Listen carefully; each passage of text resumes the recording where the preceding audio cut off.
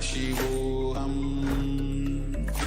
Om Nithyananda Paramashivoham.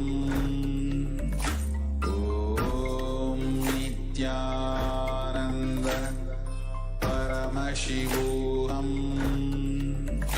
Om Nithyananda Paramashivoham.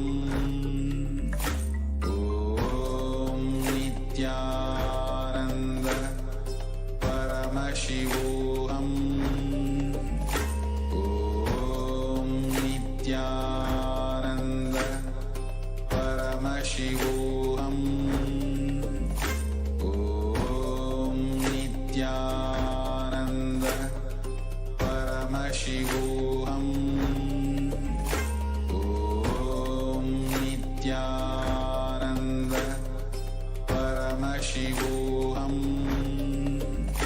Om Nithyananda Paramashivoham.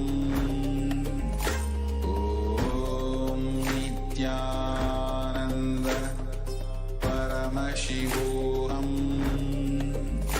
Om Nithyananda Paramashivoham. Om Nithyananda.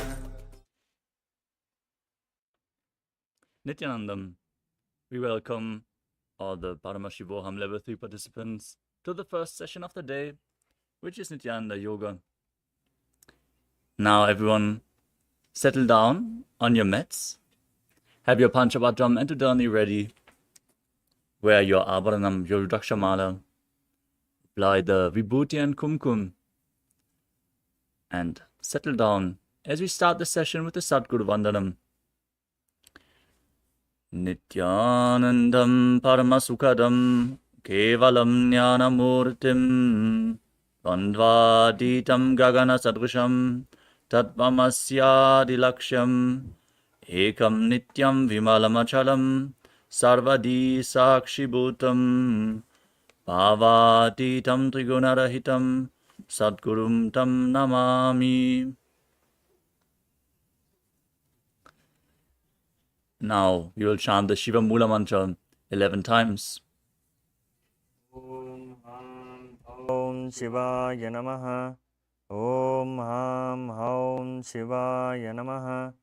Om Ham Haum Shivaya Namaha. Om Ham Haum Shivaya Namaha. Om Ham Haum Shivaya Namaha. Om Ham Haum Shivaya Namaha. Om Ham Haum Shivaya Namaha. Om Ham Haum Shivaya Namaha. Om Ham Haum Shivaya Namaha. Om Ham Haum Shivaya Namaha. Om Ham Haum Shivaya Namaha. Next up is the Tadvachamanam, the ritualistic cleansing. Now take your Panchapadram and Udani and keep your right hand in the Gokarna Mudra in the shape of a cow's ear. Take an Udani of water, pour it into your right palm. As you chant the following mantra, at the end of the mantra, when the word Swadha is chanted, sip the water from the bottom of your right palm. Om Atmadattam Shodhayami Swadha. Take another Udani of water. Om Vidyadattam Shodhayami Swadha. And one more Udani of water. Om Shivadattam Shodhayami Swadha. Now wash your right hand with the water from the Panchapadram and wipe your lips twice with the bottom of your right thumb as we chant. Om Ham Hridayaya Namaha. Now wash your hand again. With the index, middle and ring finger joined together, touch above your upper lip and below the lower lip. Wash your hand again. With index finger and thumb together, touch the right nostril and the left nostril. With ring finger and thumb joined together, touch your right eye and your left eye, your right ear and your left ear. Wash your hand again. With little finger and thumb joined together, touch your navel, your right chest and your left chest. With the fingertips of all the fingers, touch the crown of your head, the right shoulder, the left shoulder, and your heart center. Wash your hand again. Now, place your right hand over the left and place both hands on the right thigh as we chant the Sankalpa mantra, the conscious resolution to manifest the right context for this yoga session. ममोपात्त समस्त दुरितक्षयद्वारा भगवत् श्रीनित्यानन्द परमशिवप्रीत्यर्थं श्रीनित्यानन्देश्वरी परमशिवशक्तिसमेत श्रीनित्यानन्देश्वर परमशिवप्रीत्यर्थं च अद्य पूर्वोक्त एवं गुणविशेषेण विशिष्टायाम् अस्यां शुभतिथौ पूर्णारोग्ययुक्तदृढगात्रयौगिकशरीरसिद्ध्यर्थं परमशिवशक्त्याविष्करणार्थं नित्यानन्दयोगाभ्यासं करिष्ये. Now wash your hand once more as we chant. Om Abhaupasprisya. With the Tattvachamanam complete now, place the Panchapatam Antadani aside out of harm's way so we can safely start into the yoga practice. With the first asana of the sequence, which is Sukhasana. Now, sit straight with your head, neck, and spine in a straight line. Join your hands on top of the knees. Place the index finger and thumb together in Bindu Mudra. Visualize Lord Shiva in your inner space as you breathe in Samana Kumbhaka. Inhale deeply into your stomach and visualize a flame being formed in your stomach, rising up your spine as you engage all three bandhas, Mahamudra Bandha. The bandhas are the Mula Bandha, the root lock, contracting the perineal floor and pulling it up. The Uddiyana Bandha, the stomach lock, contracting your stomach muscles above and below the navel and pulling it in and up. And the Jalandhara Bandha, the throat lock, tucking your chin to the chest, internally contracting the throat muscles, thus locking the throat. Together, they make Mahamudra Bandha. Internally chant the japa Soham again and again.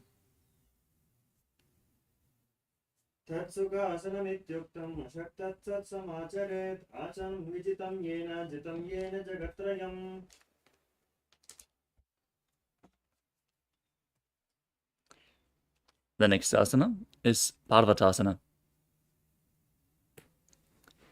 Now, place your legs in Padmasana, place the feet on opposite thighs, join your palms together in Anjali Mudra and raise them up above your head. Engage all three bandhas, Mahamudra Bandha, and visualize yourself as Mount Kailash.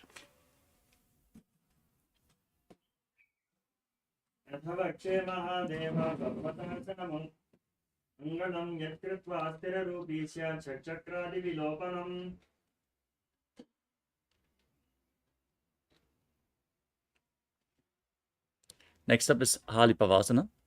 Now join the soles of the feet together in front of your body and extend the feet away as you lean forward and down.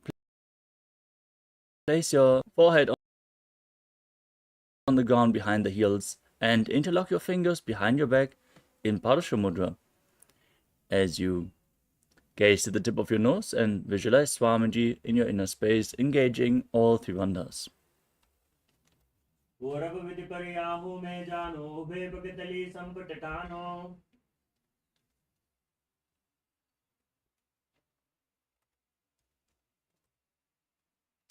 Next up is Nagipavasana. Now, with the soles of the feet together, extend your arms out in front of the feet and cup them, placing them down on the ground. Gaze to the tip of your nose, bring your forehead behind the heels, and visualize yourself as a snake as you engage all the bandhas.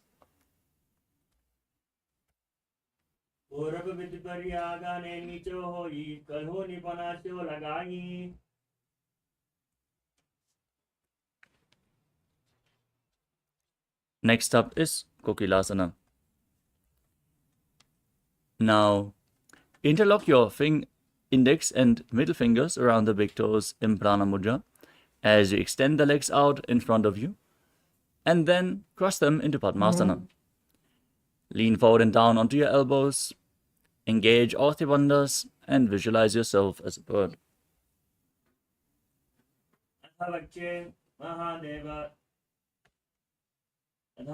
यदासनं वक्षे येन सिद्धो भवेन्नरः अकस्माद् वायुसञ्चारं गोकिलाख्यासनेन च.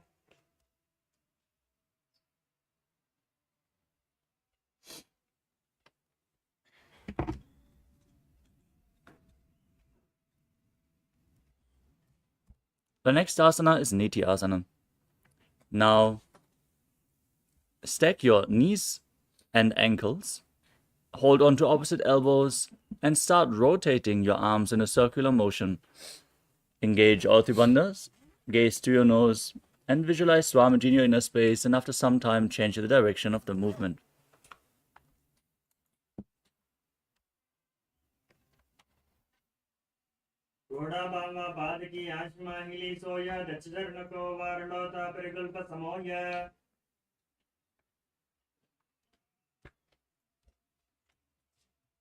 The next asana is Ganjasana. Now, place your hands flat on the ground, shoulder width apart, and push your hips up high as you scoop your body forwards and down.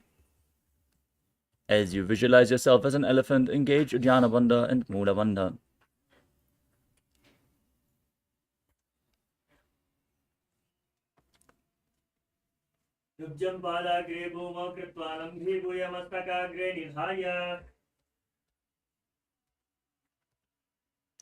Next up is Vrikshasana. From the same posture, now alternate raising one heel and pushing the other heel down again and again as you visualize yourself as a bear.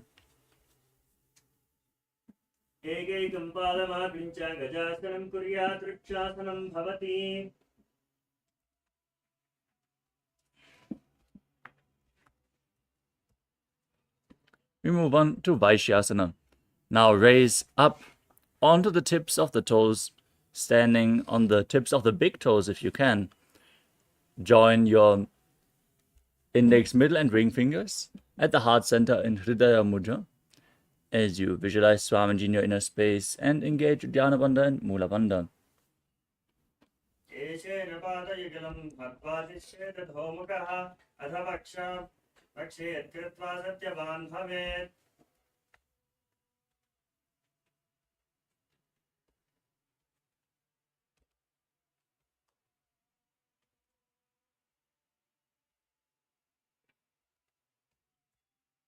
Next up is the Urdhva Janukarana. Now stand in Arimandi posture with the heels touching, the toes pointing outwards and your knees slightly bent. Bring your hands to the chest level and raise one knee up. Lead it in a circular motion around your body, following along with a respective hand on both sides again and again.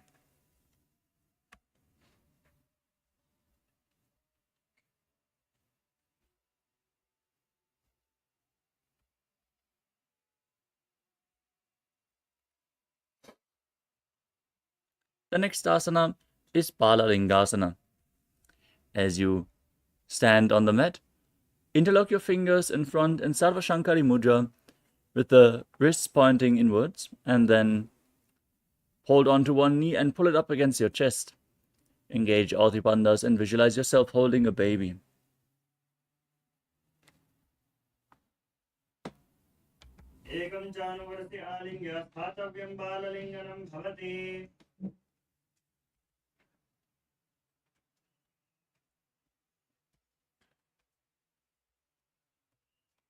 We move on to Padapidanasana.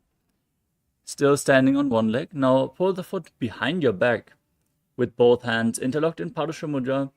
Pull the heel close to the perineum as you visualize Swamiji in your inner space. Engage all three bandhas.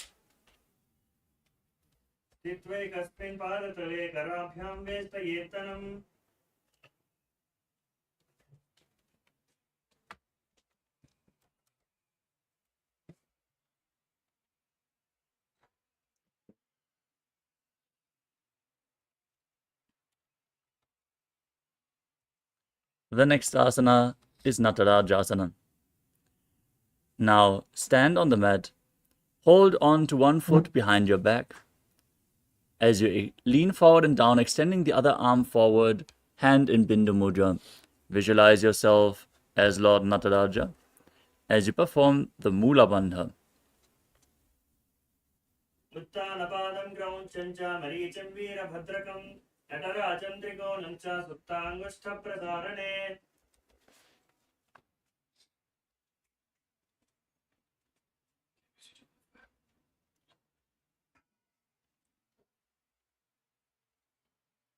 Now, standing on the other leg, repeat Balalingasana on the other side.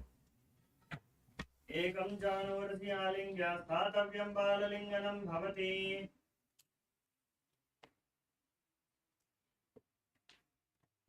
Now repeat Pada Pidanasana on the other side. Pull the other foot towards your buttocks. Stand erect on the mat like a rod. Engage all Bandhas. Visualize Swamiji. स्थित्वैकस्मिन् पादतले कर्णभ्यां वेष्टयेतनं पृष्ठे संस्थाप्य यत्नेन पादपीडनमासनम्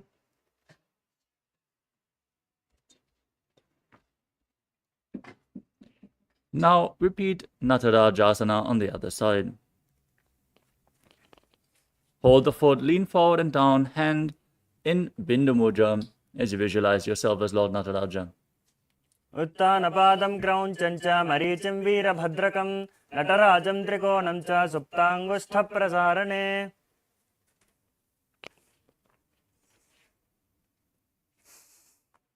Next up is the Ardha Rechita Karana. From Arimandi position, heels together, toes pointing upwards and your knees bent. Keep the left hand at your chest and swing the right arm back and forth like a pendulum as you step the right foot behind the left with the toes down and the heel up. Now place the right hand over your nose, uncross your ankles, and repeat the movement on the other side.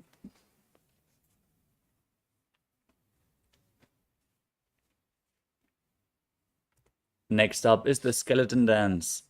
Now visualize yourself as a skeleton and shake your body intensely. Dance wildly on the mat while visualizing your bone structure. This will build intense integrity into your bone marrow.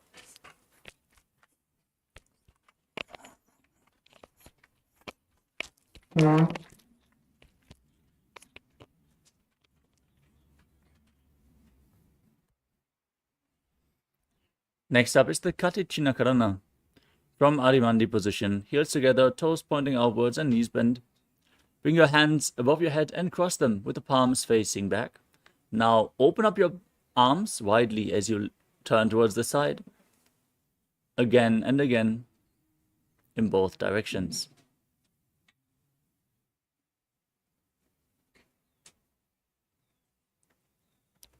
The next asana is Tadasana. Now stand tall as you raise your arms up above your head. Keep your palms facing each other. Engage all bandhas and visualize yourself as a palm tree as you internally chant the new japa Shivoham. महामुद्राभत्तकौनो ताडासनविभेदकान् विनोत्तानं सदा कुर्यात् अन्तर्पत्नीपतिप्रिया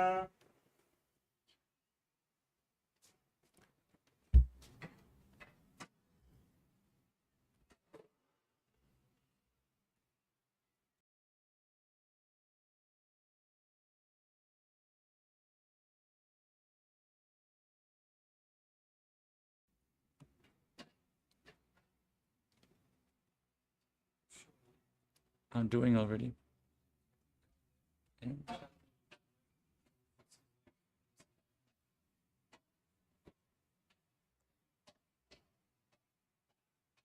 We move on to Uttanasana.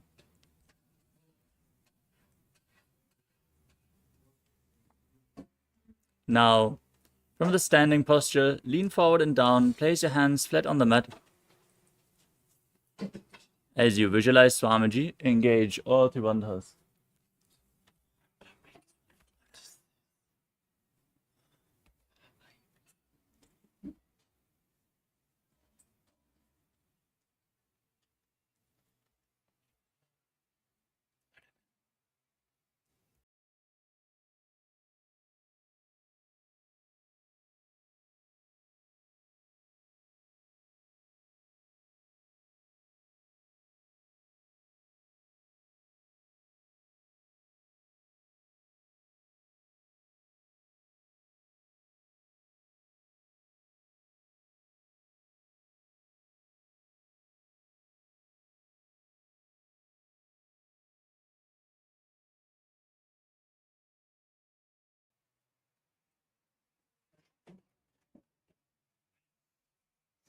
महामुद्राबद्धकोनो ताडासनविभेदकान् विनोत्तानं सदा कुर्यादन्तर्वत्नीपतिप्रिया.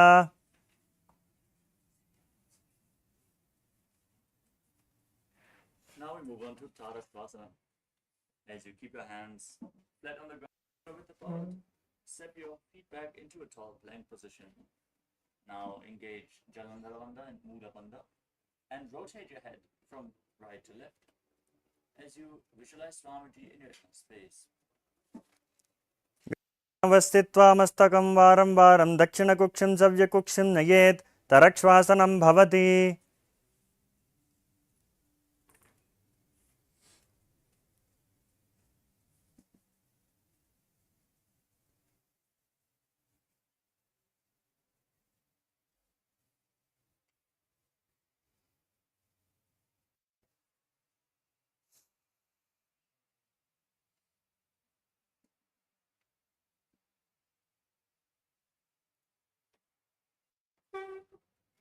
The next asana is Bhujangasana. As you now lay down on your stomach, keep your hands next to your chest and your toes pointing back. Raise your chest up by the strength of your lower back. Don't push your body up. Raise it up by the strength of your back. Open up your mouth widely and inhale through the hollow of your throat in Bhujangani Mudra as you visualize yourself as a cobra. अंगुष्ठनाभिपर्यन्तम् अथो भूमौ विनिन्यसेत्.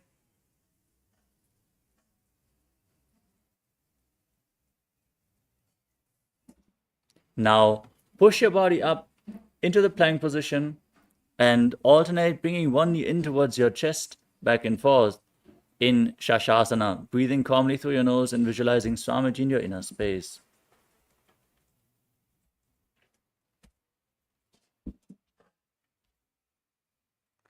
गजासनमस्थितौ जानुद्वयमाकुञ्चा वारं वारं कर्तव्यं शशासनं भवति. Next up is Rathasana. From the same plank position.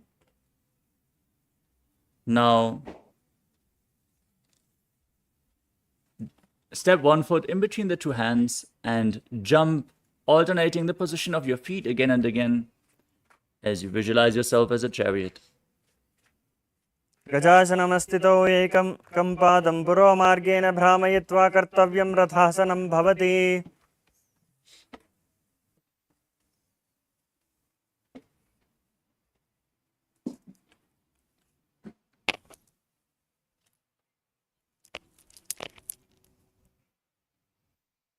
The next asana is Virabhadrasana. Now, with one foot step forward, bend the front knee and keep the back toes facing sideways. As you raise your arms up above your head, engage Uddiyana Bandha and Mula Bandha, gaze to your third eye, and visualize Lord Virabhadra in your inner space. वासिष्ठमथकौण्डिन्यं ऊर्ध्वकुक्कुटमेव च अष्टावक्रमथोत्थानं मयूरं सेतुबन्धनम्.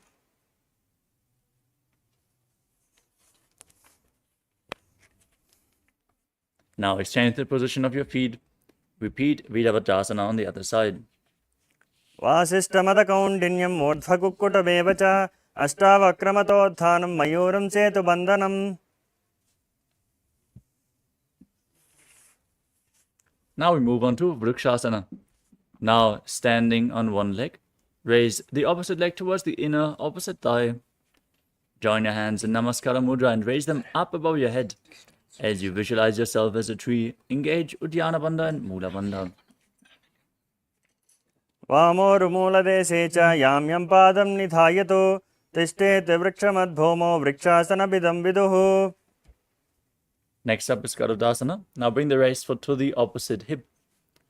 As you join your hands in Namaskara Mudra in front of your heart, visualize yourself as Lord Garuda and perform the Mula Bandha. गरुडासनमावक्षे येन ध्यानं स्थिरं भवेत्. Now stand on the other leg, raise the opposite foot to the inner opposite thigh as you repeat Vrikshasana, the tree posture on the other side. वामोरुमूलदेशे च याम्यं पादं निधायतु तिष्ठेत् वृक्षवद्भूमौ वृक्षासनमिदं विदुः.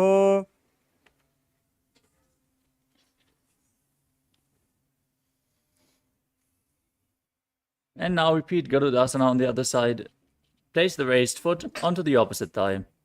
Join your hands in Namaskara Mudra. Visualize yourself as Lord Garuda. गरुडासनमावक्षे येन ध्यानं स्थिरं भवेत् सर्वदोषाद्विर्निर्मुक्तो भवतीह महाबली. The next asana is Trikonasana.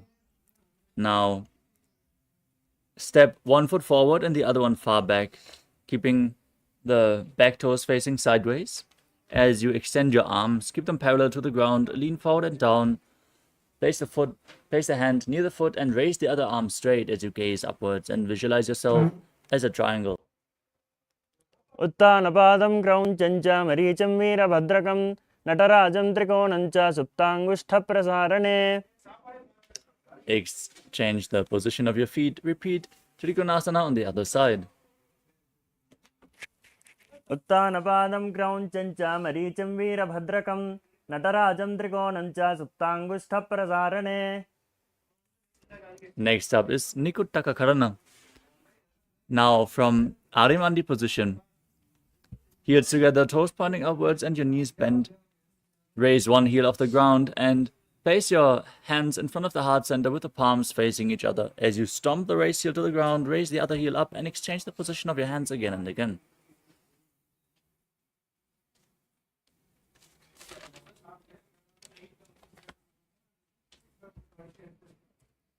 The next asana is Angushtasana. As you keep the feet close together, squat down and sit on the raised heels. Keep your knees lifted off the ground.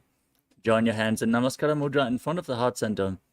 Visualize Swamiji in your inner space and start buzzing like a bee on the inhalation and exhalation in Brahmari Kumbhaka as you perform the Mula Bandha.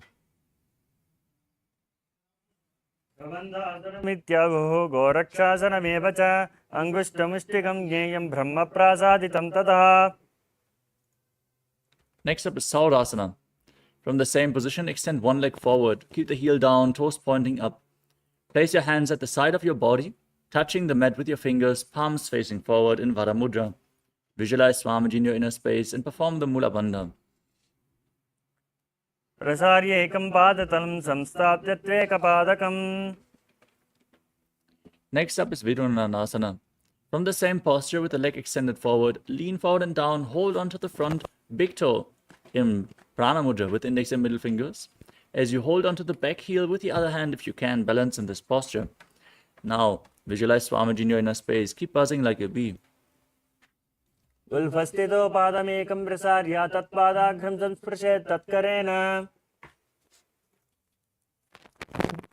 Now, extend the opposite leg forward. Repeat Saurasana on the other side. प्रसार्य एकं पादतलं संस्थाप्य त्वेकपादकम्.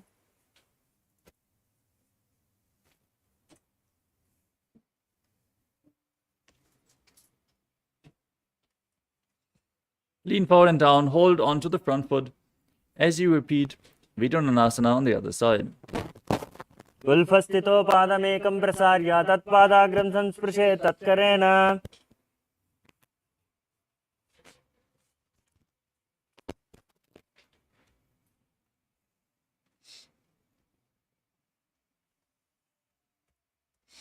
The next asana is Brahma Jalankushasana. Now sit on both heels with the knees raised off the ground. Bring a gap between the knees and place the back side of your hands on top of the knees, palms facing up. Now gaze down in between the hands in Shambhavi Mudra, eyes open wide, unblinking. Actually, you're gazing within eternity. As you visualize Swamiji in your inner space and perform Jalandhara Bandha and Mula Bandha, throat lock and root lock. दोवु फनाफानी होई वैसे येड़ी दोवु गदानी वैसे कोरपक तल्या की माहिली आइस माही राशे मिली.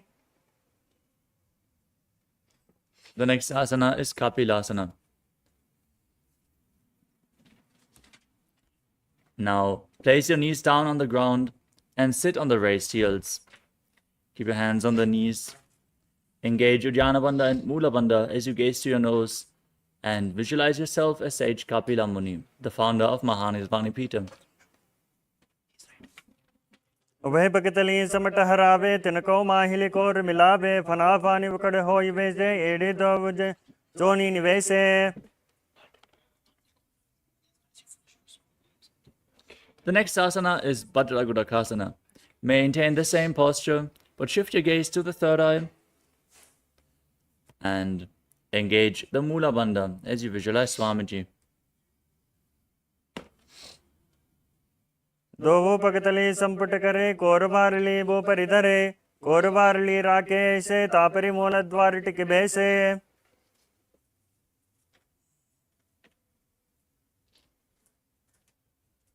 Next up is Suryasana. Now raise up onto the heels, lift your knees off the ground, keep the soles of the feet together and the knees opened wide. As you join your hands in Padma Mudra, the lotus mudra, joining thumbs and little fingers and raising them up above your head. Gaze through the gap between the palms and visualize Lord Surya in your inner space in Suryasana. एड़ी दो गुदादरी आने फना फाने फेटक पुनिठाने.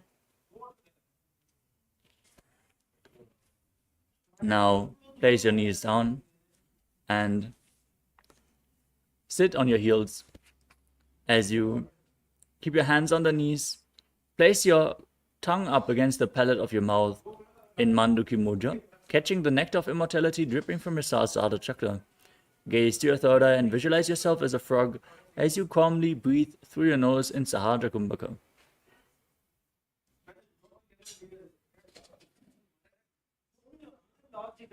पादतलो पृष्ठदेशे अङ्गुष्ठे द्वे च संस्पृशेत् पाद जानुयुग्मं पुरस्कृत्य साधयेन्मण्डुकासनम्. Next up is Uttana Mandukasana. From the same posture, now bring your hands behind your back, over top of the shoulders, holding on to opposite shoulders with your hands. Bring your elbows close to your head and gaze to your third eye as you keep visualizing yourself as a frog engaging Uddiyana Bandha and Mula Bandha. मण्डुकासनमध्यस्थं कोर्पराभ्यान्तृतं शिरा एतद्वेकवदुत्थानमेतदुत्थानमण्डुकम्.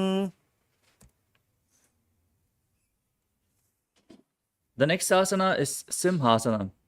Now cross your ankles behind and sit on your feet.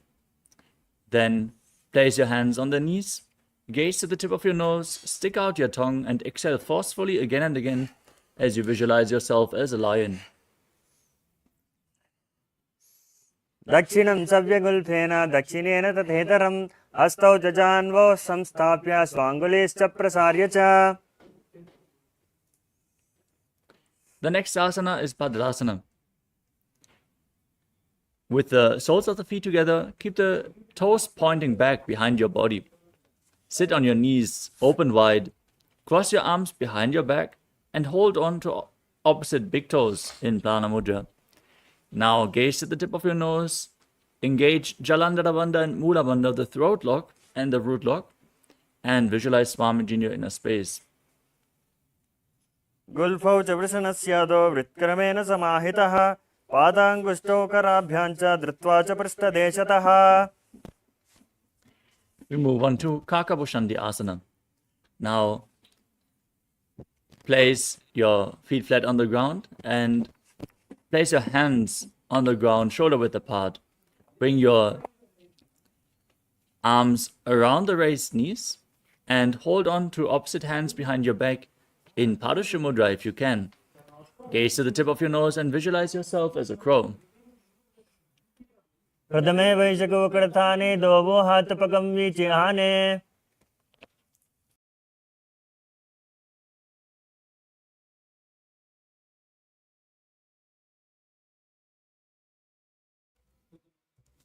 The next asana is Kanipavasana. Keeping your hands flat on the ground in front of you, bring your knees onto your arms towards your armpits. Lean forward and down, find balance, and lift your feet off the mat as you visualize Swamiji in your inner space and return to buzzing like a bee in Brahmari Kumbhaka. आसन को गुना आशित सुता होई तो आची होई. Now, from the same posture, place your head on the mat and raise your legs up into a headstand posture. Now gaze to your nose and visualize Swamiji in your inner space. Keep buzzing like a bee in Brahmari Kumbhaka, in Kapali Asana. शीशी सादरती टेकी पगदो भूमिलवा ऊंचा करे. Next up is Parshva Now keep your hands flat on the ground, shoulder width apart, and twist your body around. Twist your body to one side. Align your hip and knee with your elbows. Then lean forward and down. Find balance and extend your legs out to the side as you balance on your arms. Gaze to your third eye. Visualize yourself as a peacock. Breathe in Rechaka Kumbhaka. Exhale all the way and hold your breath in Parshva मरो मयूरं दंडवं कुर्यात् मायूरं दंडनामकं कुर्यान् मायूरं पार्श्वाभ्यां मायूरपार्श्वनामकम्. Now repeat Mayurasana on the other side. Twist your body in the opposite direction. Visualize yourself as a peacock. मयूरं दंडवत् कुर्यान् मायूरं दंडनामकं कुर्यान् मायूरं पार्श्वाभ्यां मायूरपार्श्वनामकम्. The next asana is Bhairaganatha. As you keep your hands flat on the ground in a plank position. Now step one foot outside the respective shoulder and in between the two hands. As you gaze up towards your third eye, contract the perineal floor in Mula Bandha and visualize yourself as Lord Kala Bhairava as you keep breathing in Rechaka Kumbhaka. आसन को गुण पीति जाई. Now exchange the position of your feet. Step the other foot outside the shoulder in between the two hands. Gaze up, visualize Bhagavan Kala Bhairava in Bhairaganatha on the other side. आसन को गुण पीति जाई. The next asana is Unmukha Pitasana. Now from Tadakshvasana, the plank position, place your forearms on the ground and walk your feet slightly forward, raising your hips. As you gaze up towards your third eye, visualize Swamiji in your inner space. Perform the Mula Bandha. पुण्यस्थौ जानुनी हस्तौ चतुष्पदमवाङ्मुखम् उत्थापिताङ्घ्रियुगल खटिस्थलमभिरुका.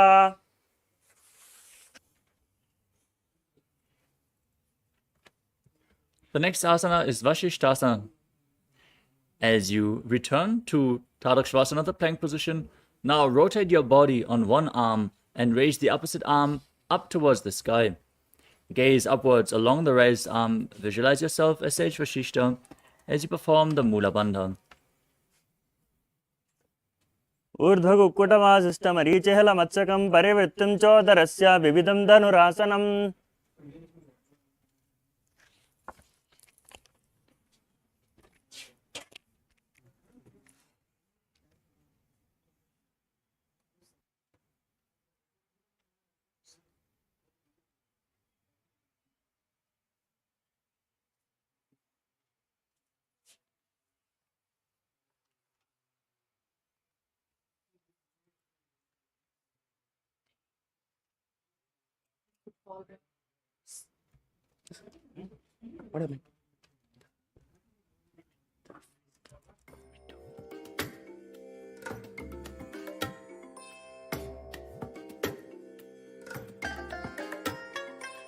I bless you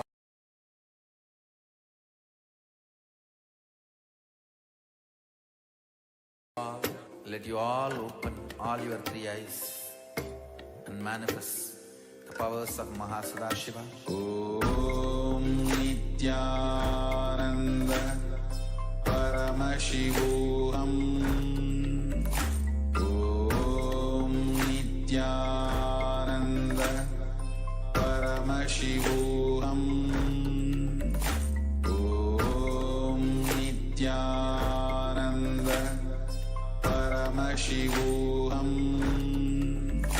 Om Nithyananda Paramashivoham. Om Nithyananda Paramashivoham.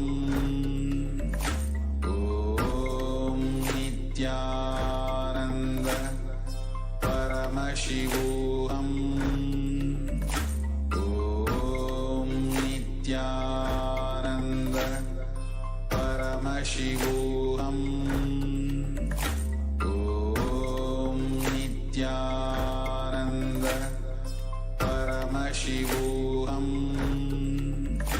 Om Nithyananda Paramashivoham. Om Nithyananda Paramashivoham. Sorry for the technical glitch. We are back and we are going to continue with the next asana of the sequence, which is Vashishthasana on the other side.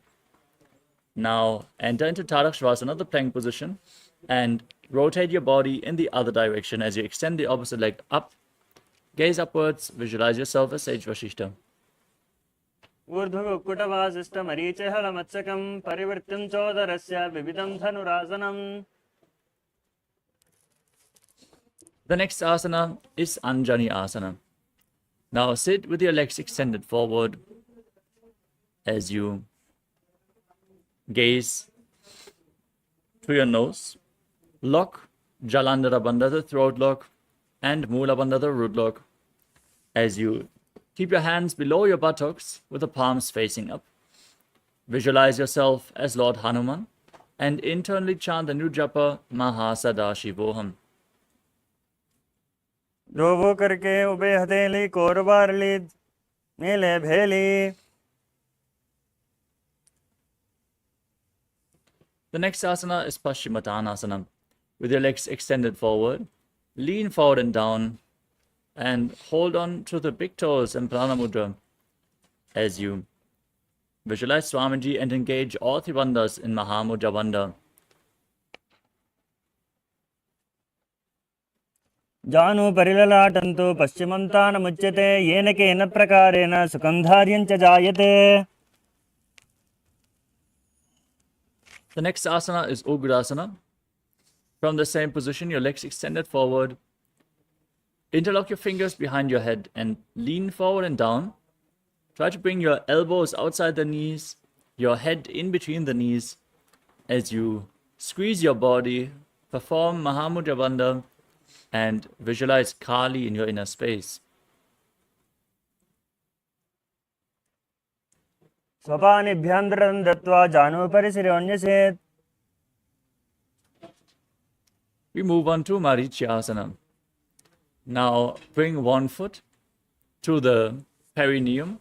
Press the heel to the perineum as you bring the respective arm in and around the raised knee. Interlock your fingers behind your back and lean forward and down as you keep the front foot straight, toes pointing up. Visualize yourself as Sage Marichi. उत्तानपादं क्रौञ्चं च मरीचिहलमत्सकं नटराजं त्रिकोणं च सुप्ताङ्गुष्ठप्रसारणे. Now drop the raised knee to the side. Place it on the ground while still pressing your heel to the perineum. Lean forward and down. Hold onto the front foot with both hands. Engage all three bandhas and gaze to your nose as you visualize Swamiji in Mahamudrasana.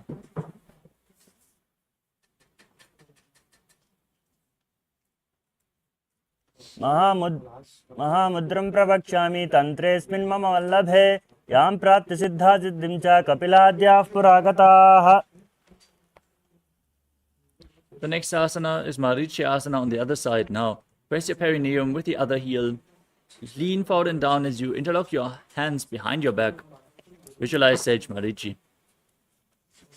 उत्तानपादं क्रौञ्चं च मरीचिं वीरभद्रकं नटराजं त्रिकोणं च सुप्ताङ्गुष्ठप्रसारणे. Now drop the raised knee, lean forward and down, hold onto the front foot. Visualize Swamiji as you perform Mahamudra Bandha in Mahamudrasana on the other side. महामुद्रां प्रवक्ष्यामि तान्त्रेऽस्मिन् मम वल्लभे यां प्राप्ति सिद्धा सिद्धिं च कपिलाद्याः पुरागताः. Next up is Bhadrasana 2. Now sit with the heels close to the perineum, soles of the feet together, and bring your hands around the toes. Pull them firmly in as you push your knees down to the ground by the strength of your groin. Gaze up towards the third eye and visualize Swamiji in your inner space. गुल्फौ तु विसनस्यादः सीवन्याः पार्श्वयोः क्षिपेत् पादपार्श्वे तु पाणिभ्यां दृढं बद्ध्वा सुनिश्चलम्. Next up is Dvalipavasana. Now keep your feet slightly extended away from the body and place your hands on the respective knees. Gaze to the nose as you lock your chin to the chest, contract the perineal floor, visualize Swamiji in your inner space. पूर्व चरपट चौक कश्यो सोई वाही विधि जो कीजिए सोई. Next up is Joni Asana. Now bring your heels closer to the perineum and hold the soles of the feet with your hands as you lean forward and down and placing your chin on the feet. Gaze to your nose and visualize the Yoni Mandala, the visual representation of Devi Paramashiva Shakti, projected on the screen right now. दो पकतली संपुट करे gate met के ढिंग धरे. Next up is Medaki Pavasana.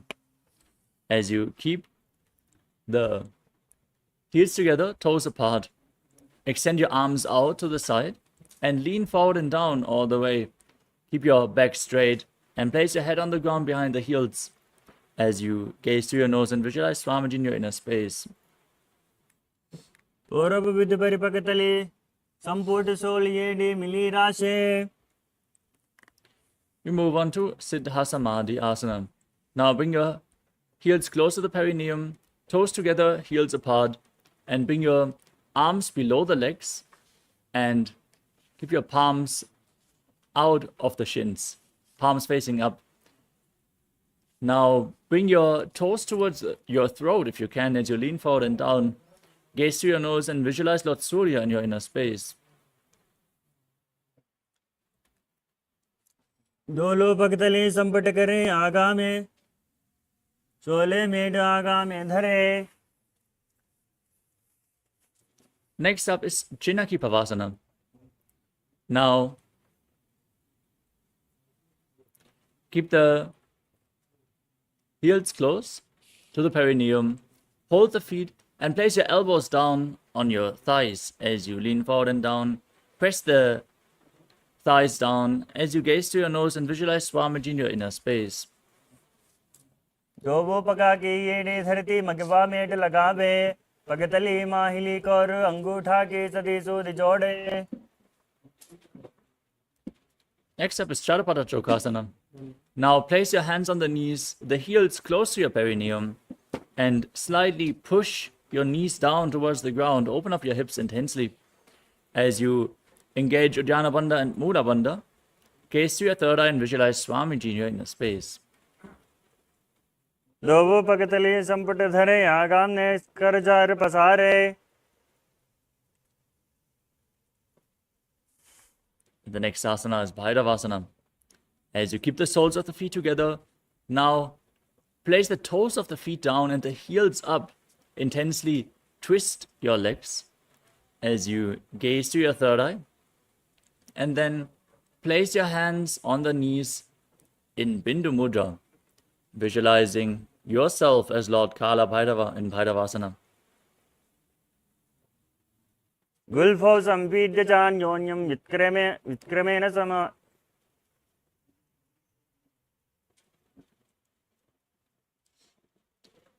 We move on to Samanasana. Now keep one heel against the perineum as you pull the other foot up against your chest with both hands. Now gaze to your third eye, visualize Swamiji in your inner space, and hold your breath in the Muladhara chakra. As you contract the perineal floor, exhale all the way in Richaka Kumbhaka. समानासनमा भक्षे सिद्धमन्त्रादि साधनात् एकपादमरो धत्वा गुह्योन्यल्लिंग वक्त्रके. Next up is Apanasana. Now bring the raised foot over top of the respective shoulder as you extend the other leg forward and balance on your arms. Now gaze up towards your third eye, visualize Swamiji in your inner space, and perform the Mula Bandha. केवलं पादमेकं च स्कन्धे चारोप्य यत्नतः एकपादेन गगने तिष्ठेति दण्डवत् प्रभो. Now repeat Samanasana on the other side. Press the perineum with the other heel, pull the other foot against your chest. Visualize Swamiji, hold your breath in the Muladhara chakra. समानासनमा भक्षे सिद्धमन्त्रादि साधनात् Now raise the other foot over top of the respective shoulder, extending the opposite leg straight. Engage the perineal floor intensely as you gaze to your third eye, joining apana with samana in apanasana as you visualize Swamiji. केवलं पादमेकं च स्कन्धे चारोप्य यत्नतः. Next up is Gomukhasana. Now keep the left leg flat and cross the right knee over top. Keep the heels at the opposite hips and interlock your fingers in Parsha Mudra, placing them on the top knee. Now gaze to the tip of your nose, visualize the face of a cow, and breathe in Siddhkari Kumbhaka. Hiss through your teeth as you press your tongue up against your palate of the mouth. As you perform the Mula Bandha, internally chant the new japa Om Nithyanandoham. सव्ये दक्षिणगुल्फन्तो पृष्ठपार्श्वे नियोजयेत्. Next up is Anasuyasana. From the same posture now, interlock the fingers around the big toes and engage Uddiyana Bandha and Mula Bandha as you gaze to your nose and visualize yourself as Rishika Anasuya. दक्षिणगोडो नीचोटहने वामोता के ऊपर आने. Now, interlock your fingers behind your back. Lean forward and down. Bring your chin over the knee, nose towards the ground. As you gaze to your nose, contract the perineal floor and visualize yourself as Rishika Anasuya in Anasuyasana 2. जीमना घोड़ा की संधि उपरिदावा घोड़ा की संधि मिलाई राशे घोड़ा शोले पकतल्यालो आडबाई सुधा राशे. Next up is Garudasana 2. Now place one foot flat and the opposite leg flat on the mat, perineum pressed against the heel. Now place your hands on the respective knees, pull the raised knee against your chest, gaze to your nose as you visualize yourself as Lord Garuda. Contract the perineal floor and internally chant Om Nithyanandoham. डोवो पकमोडी गेडी माहिलो गुल्फ मूल द्वारिणी चेदे. From Garudasana 2, now raise your perineum onto the heel and interlock your fingers behind your neck.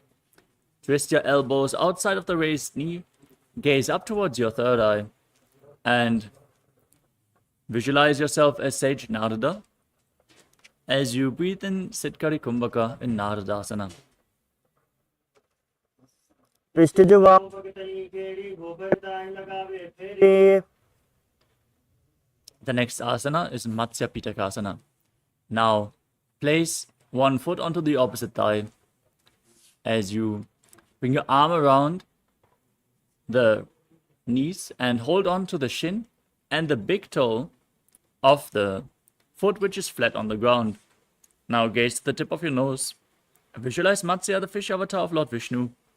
Perform the Mula Bandha and internally chant Om Nithyanandoham in Matsya Pitakasana. वामे नवामांगुष्टन्तो गृहीतं मत्स्यपीठकम्. Now slide the left leg over top of the right as you repeat Gomukhasana on the other side. Keep your hands on the top knee interlocked in Parsha Mudra, gaze to your nose and visualize the face of a cow. सव्ये दक्षिणगुल्फन्तो पृष्ठपार्श्वे नियोजयेत्. Now repeat Anasuyasana on the other side. Interlock your fingers around the big toes. Engage Uddiyana Bandha and Mula Bandha. Visualize yourself as Rishika Anasuya. दक्षिणगोडो नीचोटाने वामोता के ऊपर आने. Now interlock your fingers behind. Lean forward and down. Bring your chin over the knee in Anasuyasana 2.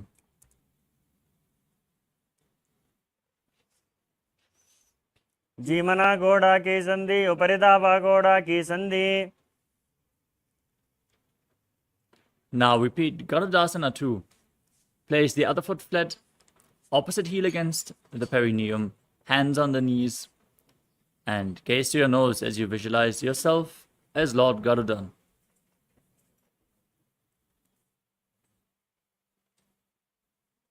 Davo pagamodi yedi mahilo gulpamiladwarini chede. Now raise your perineum onto the foot, interlock your fingers behind your neck, twist your body outside the raised knee as you gaze to your third eye and visualize yourself as Sage Narada, repeating Naradasana on the other side.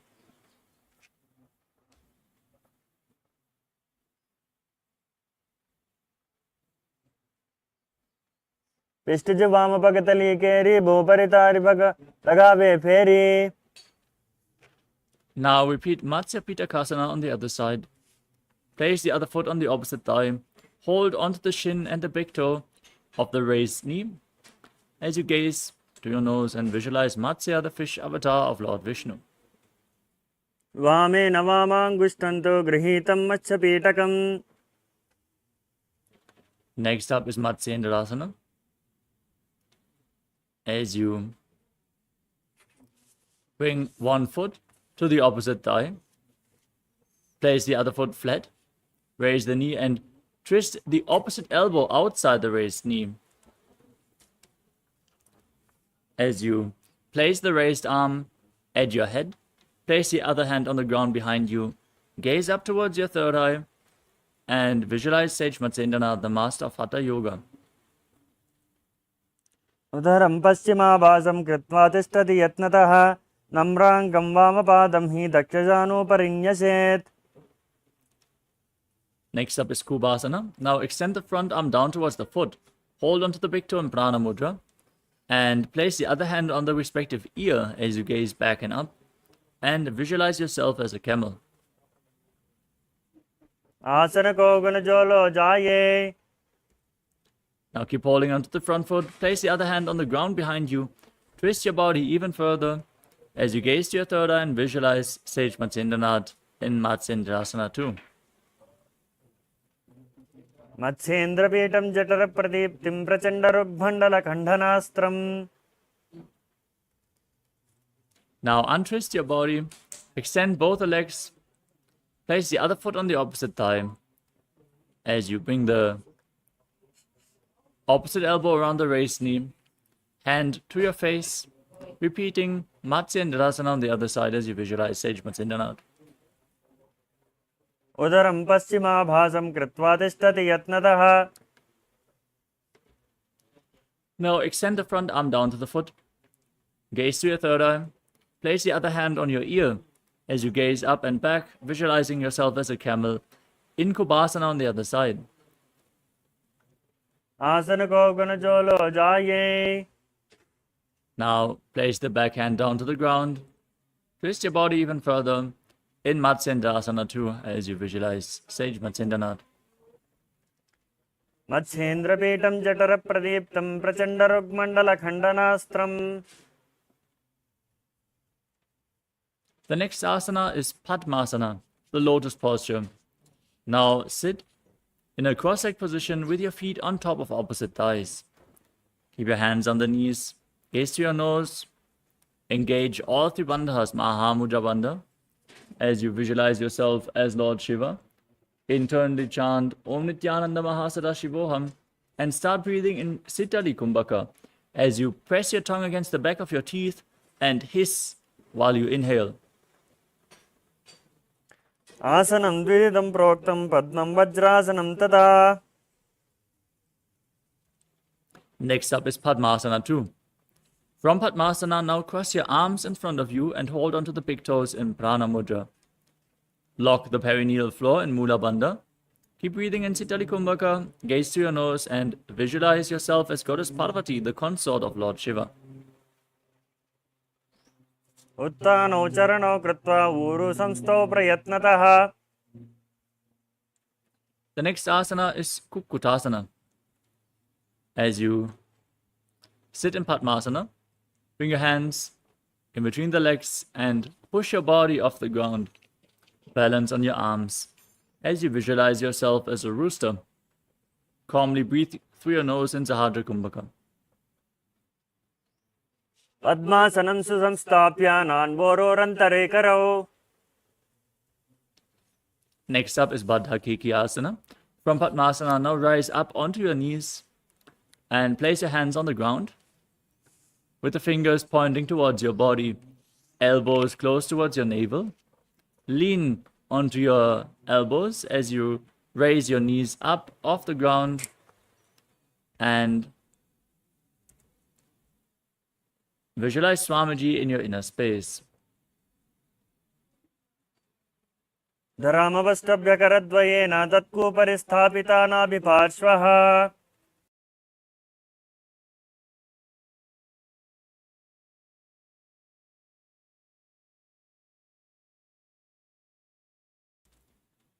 The next asana is Mayurasana. Now, with your hands flat on the ground, fingers pointing towards your body, lean onto your elbows, find balance, and lift your legs up off the ground straight in Mayurasana. अथवक्षे Mahadeva मयूरासनमुत्तमं भूमौ निपात्य हस्तौ द्वौ कोर्परोपरि देहकम्.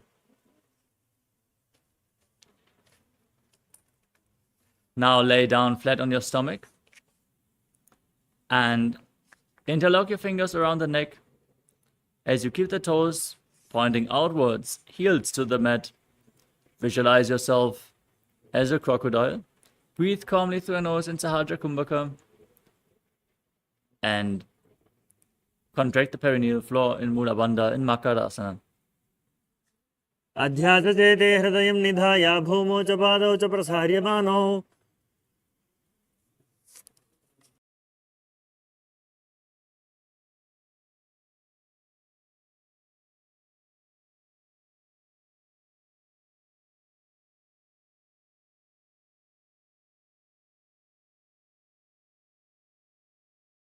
The next asana is Shalabhasana. As you keep your hands next to the shoulder level, laying on your stomach, now raise your legs up and visualize yourself as a locust. अध्यात्मचेते करयघ्नं वक्षो भूमिममष्टभ्यकरयोस्तलाभ्याम्. Next up is Ushtrasana. Now, laying on your stomach, bend your knees and hold onto your feet as you pull them outside the hip, as close to the ground as possible, opening up your hips as you visualize yourself as a camel. अध्यात्मचेते पदयुग्मं अष्टं पृष्ठे निधाय पीठं कराभ्याम्.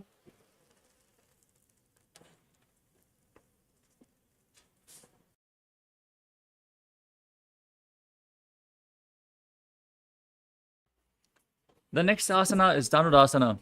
Keep holding onto your feet, kick your legs up, and raise your chest as you gaze upwards and lift your upper body up as you visualize yourself as Pinaka, Lord Shiva's bow in Dhanurasana.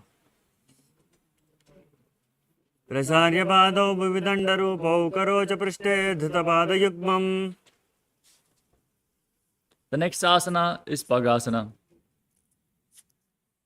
As you sit in a kneeling posture with your heels outside the hips, the toes together behind your body, place your hands on the knees, gaze up towards your third eye, and visualize Swamiji in your inner space as you internally chant the new japa, Om Nithyananda Paramashivoham, the Mahavakya. उल्टा मोटी पाद दो वैसे बहरो जगते करिए एक वैसे.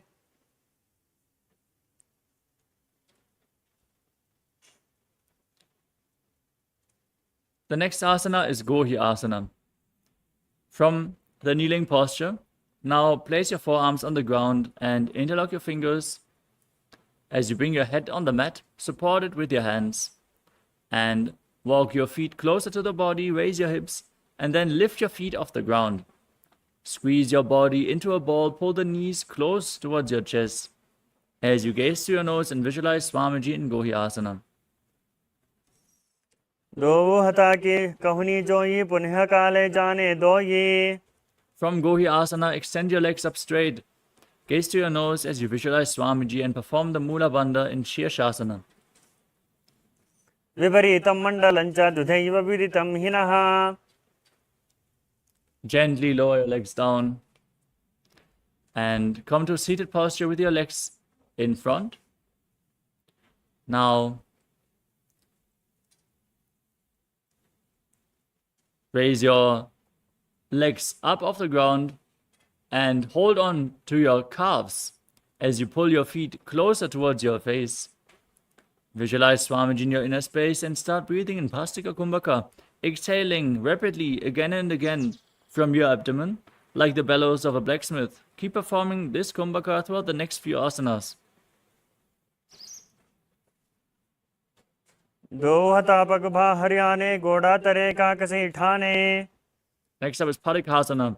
Now interlock your fingers behind your back. Hold on to opposite shoulders as you keep the leg raised at a 45-degree angle. Visualize yourself as a maze and gaze to your third eye in Padikasana. उत्थानं चैनं कृत्वा पादौ मिलित्वा प्रसार्य. Now extend your arms out parallel to the ground. Keep your legs raised at a 45-degree angle, toes pointing up. Gaze to your third eye as you visualize yourself as a boat in Naukasana.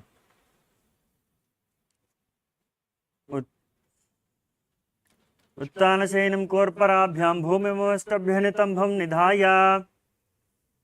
Now pull your feet towards your face. Bring your hands below and pull them close against your chest if you can. As you keep rapidly breathing, gaze to your nose and visualize yourself as Lord Rudra in Rudrasana. पगतली संपुटे Hari हाथस्योपग उचाई. Now relax, breathe calmly. Place your feet down flat on the mat as you lay down on your back. Tuck your chin to the chest, contract the perineal floor. Gaze to your nose as you place your hands just behind the heels and push your hips up high. Gaze to your nose and visualize Swamiji in your inner space in Unmukha Pitasana too.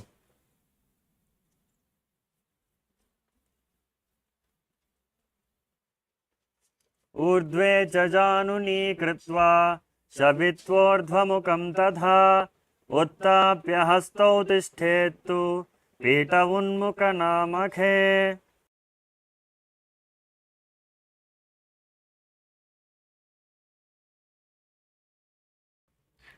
The next asana is Shavasana. Lay down flat. Keep your hands next to the hips, palms facing up. Perform the Shakti Charan Mudra. Forcefully pull the Kundalini Shakti up along your spine from Muladhara to Sahasrara Chakra as you visualize your body is dead and the Supreme Pontiff of Hinduism, Swamiji, is liberating you. Internally chant the Mahavakya Om Nithyananda Paramashivoham. अधशवासनम् उत्तानं शववद्भूमौ शयनन्तु शवासनम्. शवासनं श्रान्तिहरं चित्तविश्रान्तिकारकम्.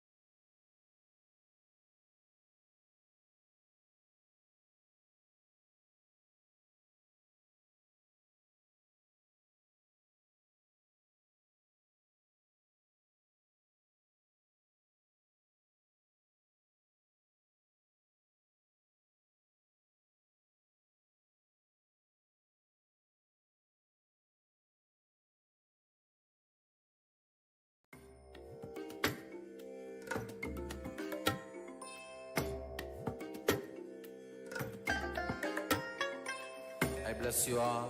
Let you all open all your three eyes and manifest the powers of Mahasudashiva. Om Nithyananda Paramashivoham. Om Nithyananda Paramashivoham.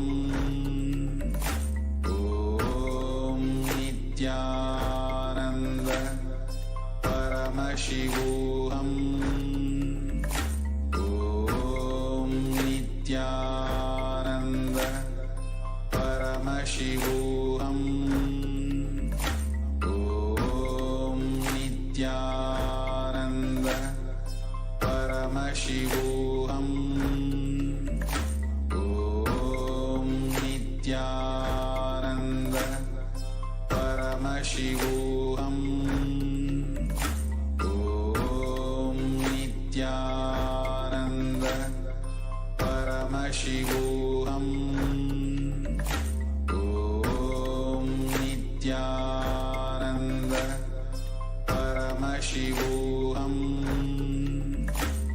Om Nithyananda Paramashivoham. Om Nithyananda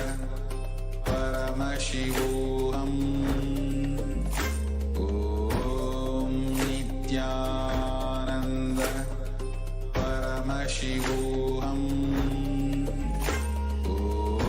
Om Nithyananda Paramashivoham. Om Nithyananda Paramashivoham. Om Nithyananda Paramashivoham. Om Nithyananda Paramashivoham.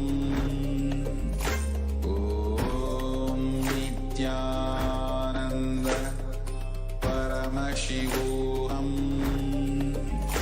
Om Nithyananda Paramashivoham.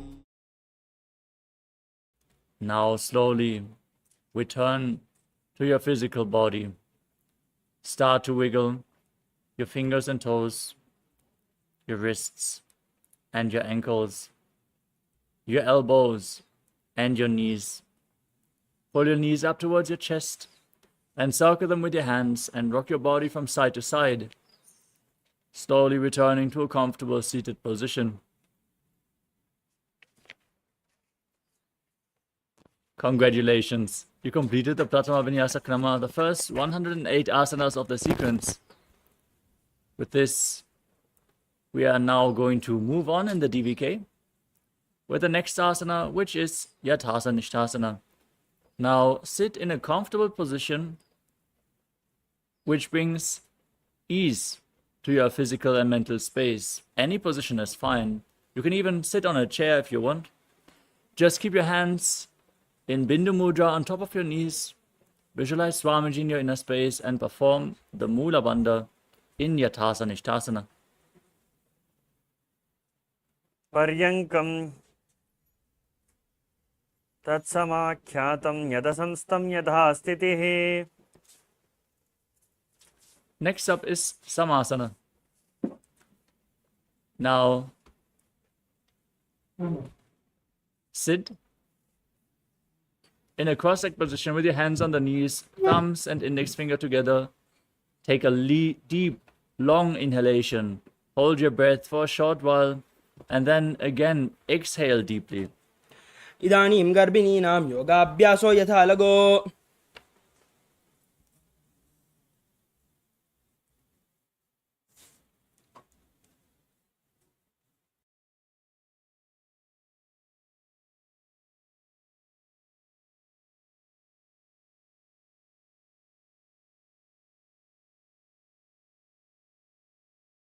The next asana is Muktasana. Now place the left foot against the genital region and the right foot over top of the left. Place your hands on the respective knees. As you gaze to your nose and visualize yourself as a sage liberated by the Supreme Pontiff of Hinduism in Muktasana. निपीड्य सीवणीं सूक्ष्मां दक्षिणेतरगुल्पतः वामं याम्येन गुल्पेन मुक्तासनमिदं भवेत्. Next up is Siddhasana. Now maintain the same posture, shift the gaze to your third eye, visualize Swamiji in your inner space.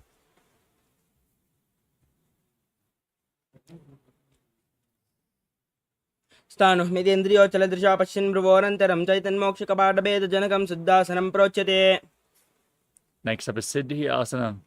Maintain the same posture, shift the gaze to the ground in front of you as you visualize Swamiji in your inner space.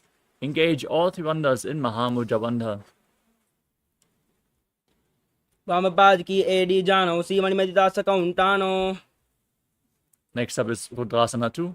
Maintain your legs in the same position. Rotate your hands on top of the knees into Bindu Mudra. Gaze to your third eye as you visualize yourself as Lord Rudra.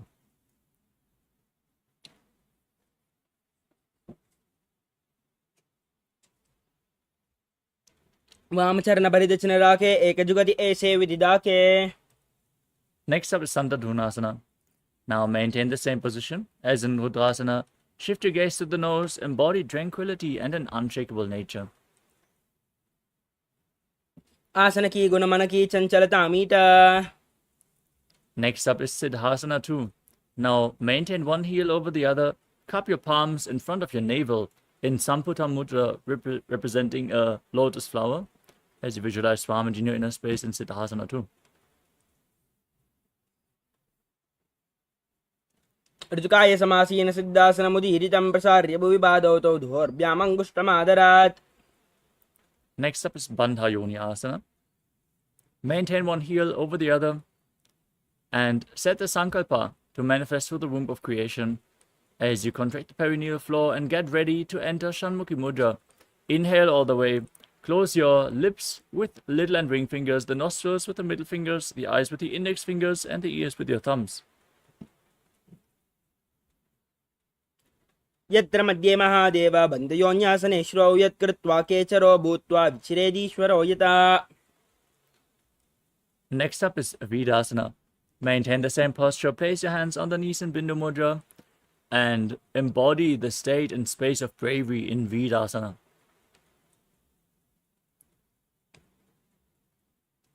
एकं पादमदैकस्मिन् विन्यस्योर्नि संस्थितः तरस्मिंस्ताच्चोर्म वीरासनमुदीरितम्. Next up is Valmikasana. Maintain the same posture. Shift your gaze to the third eye. Visualize sage Valmiki, the great poet and author of Ramayana.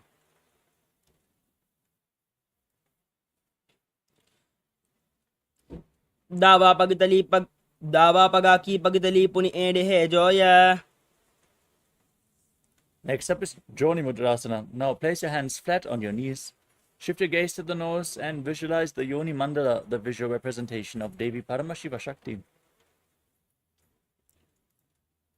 वामपाद की पगतली जाहि माहिली कोरी. Maintain the same posture. Shift your gaze to your third eye. Keep visualizing Yoni Mandala in Yoni Asana.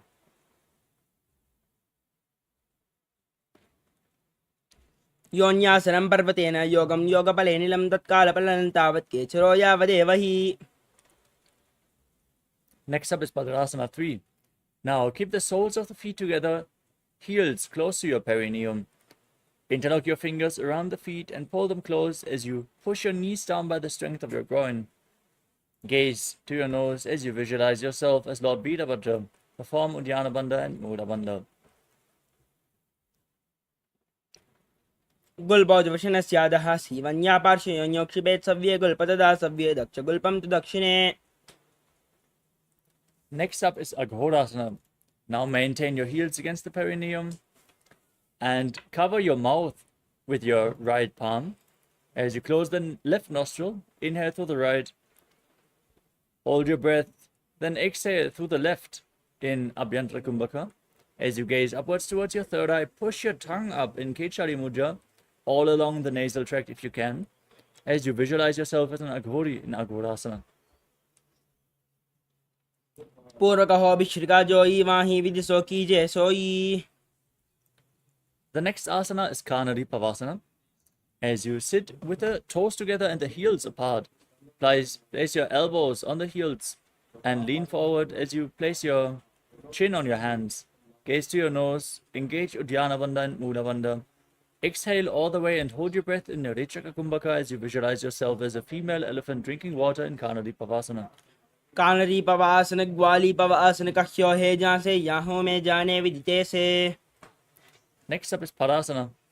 Now sit with the knees raised and bring your arms between the thighs and calves, interlacing the fingers in front in Parusha Mudra. Gaze to your nose and visualize Swamiji in your inner space. ततोर्ध्वं रेचयेद्वायुं ऋणश्वास संयुतम्. Next up is Gopi Chandasana. With the soles of the feet together, interlace your fingers around the feet and lift them up against your chest. Place your chin on your hands and gaze to your nose as you embody the state and space of a king. पूर्व विधि विभागा का अंगूठा का चाकू पराशे. Next up is Udadasana. Now bring your arms below the legs and interlock the fingers around the toes. Gaze to your nose. Visualize your body free from any defects.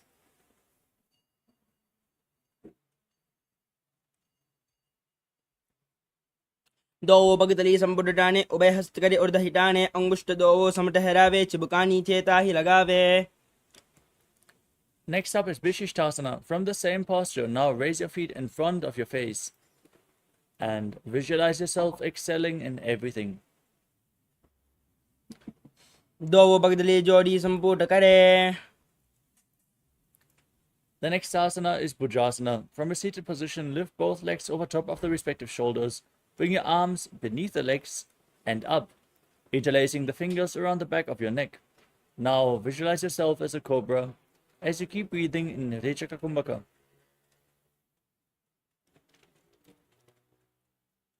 शीर्षासनं तो विज्ञेयं काक्षासनमतः परं ग्रीवासनं च परमं भुजासनं हि होचयेत्. Next up is Kalyanasana. With your legs over top of the respective shoulders, now bring your arms behind, interlock your fingers in Parusha Mudra behind your back as you gaze to your nose and visualize yourself as a beautiful, auspicious goddess.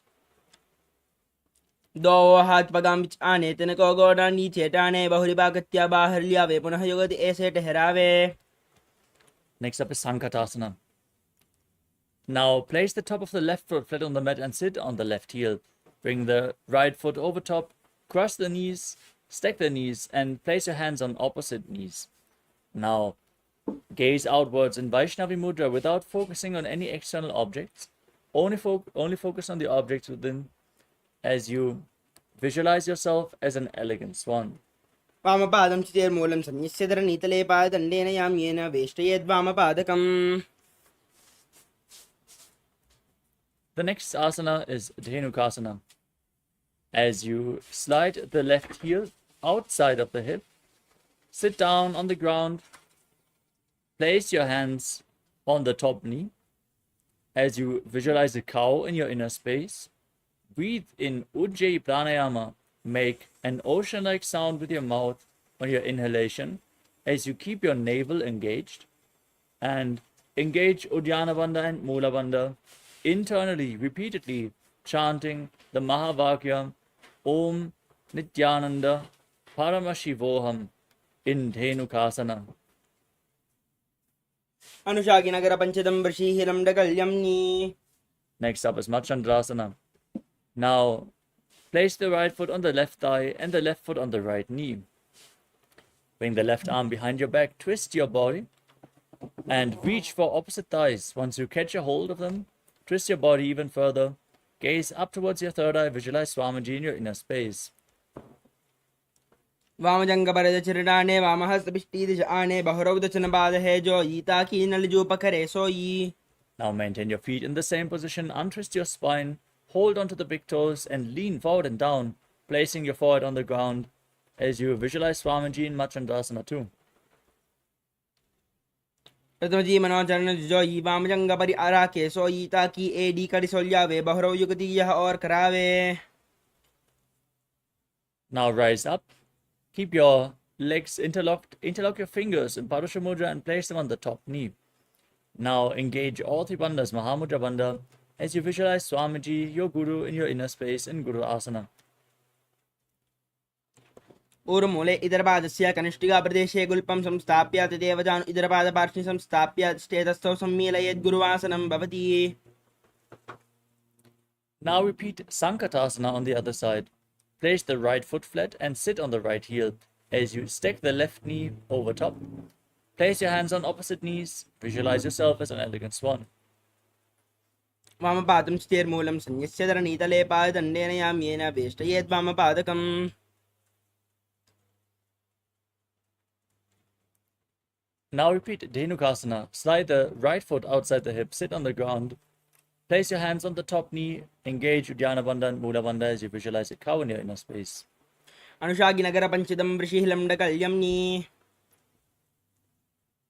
Now repeat Machandrasana. Place the left foot on the right thigh and the right foot on the left knee. Bring the right arm behind your back. Twist your body. Hold on to opposite thighs. Gaze to your third eye and visualize Swamiji in your inner space. वामजङ्गबलदशिरडाने वामहस्तपिष्टीदशाने बहुरवदचनपादे हेजो यीताकी नलिजूपकरे सोयी.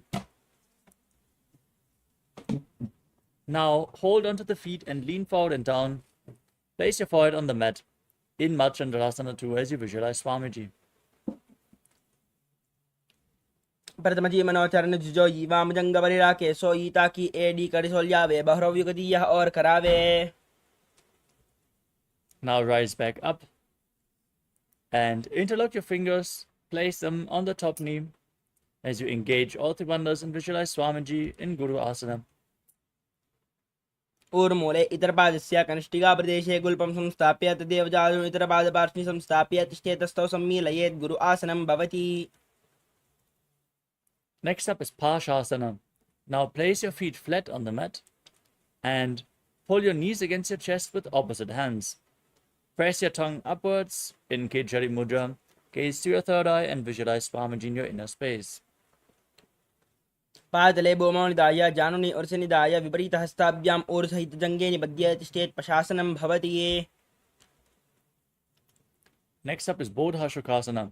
From the same posture, now hold on to opposite wrists and place your chin on the knees. Keep your tongue up, gaze to the nose, and visualize yourself residing in an abode of bliss. दो बगदली बुबलिदेरे कोरमाहिली ऐसे करे कोरमाहिली उकड़बे से जंगा चाती अग्रनिवेशे. Next up is Kurakatasana. Now bring your arms below the legs and hold on to opposite elbows. Gaze to your nose and visualize Swamiji in your inner space as you perform the Mula Bandha.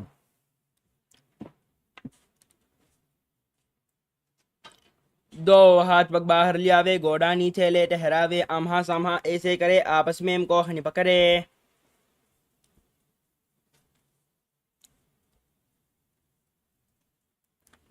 Next up is Sumati Asana. Keep your hands holding opposite elbows underneath your knees as you cross the right foot over top of the left with the toes pointing upwards.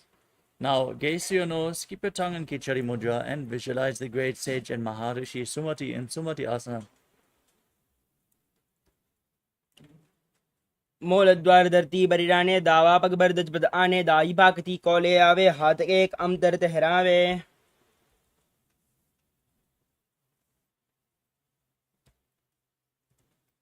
The next asana is Dandasana.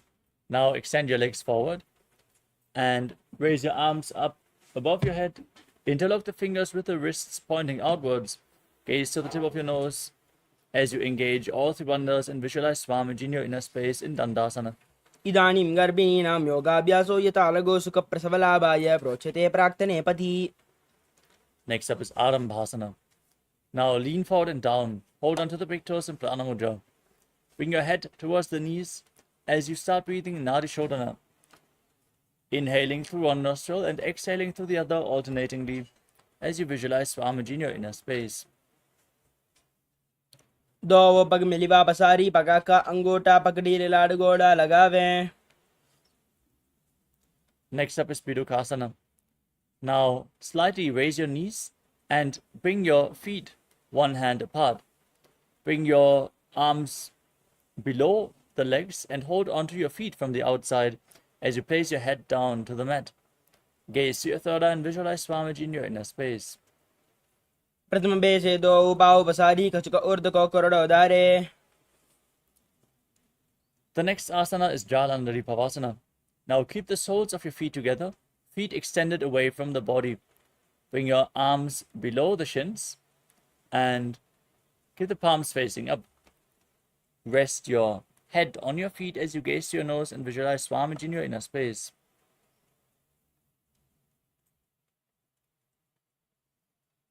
AD महिला के दीजिए हाथ बसारी.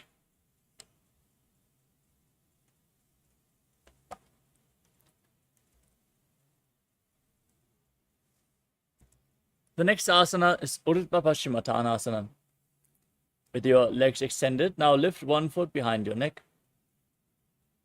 Lean forward and down and hold onto the front foot with both hands as you visualize Swamiji and perform the Pratyahara Pranayama. Focus on the prana flowing upward through 9 points of your body, soles of the feet with generative organs, the navel, the heart, the throat, the uvula, the center of the eyebrows, the top of the forehead, and the crown of your head, the Brahmarandha. पश्चिमतानं संस्थितं कृत्वा एकं पादं ग्रीवायां धृत्वा तिष्ठेत् ऊर्ध्वपश्चिमतानं भवति. Now, with your leg still behind your neck, lean backwards, straighten your spine, hold onto the foot behind your neck as you gaze to your nose and visualize you are infinite, endless, eternal in Anantasana. उत्तानशयनी एकैकं पायी ग्रीवायां विन्यस्य इतरहस्तेन पावाग्रं गृहीत्वा. Next up is Ankushasana. From Anantasana, now roll onto the side of the elbow, holding onto your foot. Gaze to your nose and feel in complete control in Ankushasana. उत्तानशयिता एकैकं पादं ग्रीवायां कुर्वन् इतरहस्तं कर्णमूले स्थापयेत् तस्यैव हस्तस्य कोर्बरो भूमौ निधाय. Next up is Drushasana. As you lay on your back, now pull your knees against your chest, encircle your legs with your arms, and rock your body from side to side, relaxing your spine. After this intense sequence of asanas, visualize Swamiji in your inner space and still focus on the prana flowing upwards in golden light through the 9 points of your body as revealed by Mahadeva in Pratyahara Pranayama. उत्तानशयिता एकैकं पादं ग्रीवायां कुर्वन् इतरहस्तं कर्णमूले स्थापयेत्. Now repeat Urdhva Paschimottanasana on the other side. Extend your legs, lift the other leg behind your neck as you lean forward and down as in Paschimottanasana, visualizing Swamiji in your inner space. पश्चिमदानवत् संस्थितं कृत्वा एकं पादं ग्रीवायां धृत्वा तिष्ठेत् ऊर्ध्वपश्चिमदानं भवति. Now repeat Anantasana on the other side. Lean backwards, hold onto the foot behind your neck as you gaze to your nose and visualize your infinite, eternal, endless Ananta.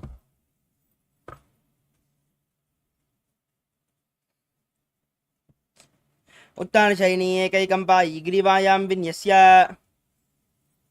Now roll onto the side.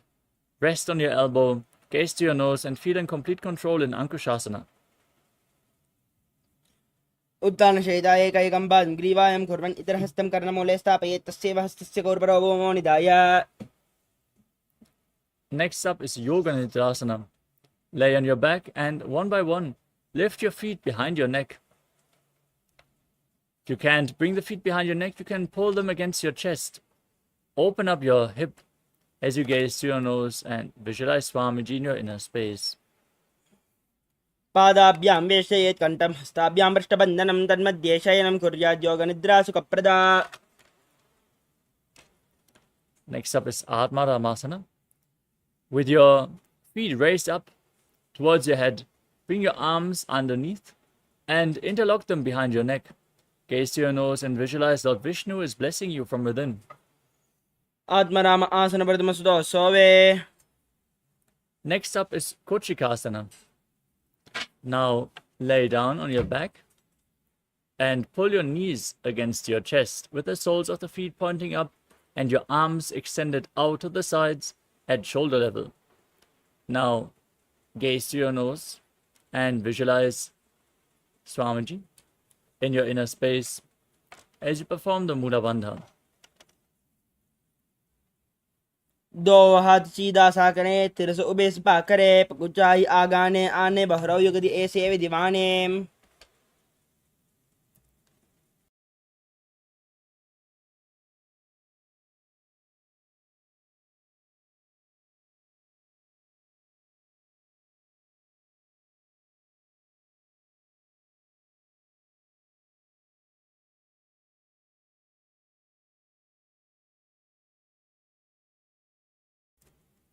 Next up is Jatara Parivritti.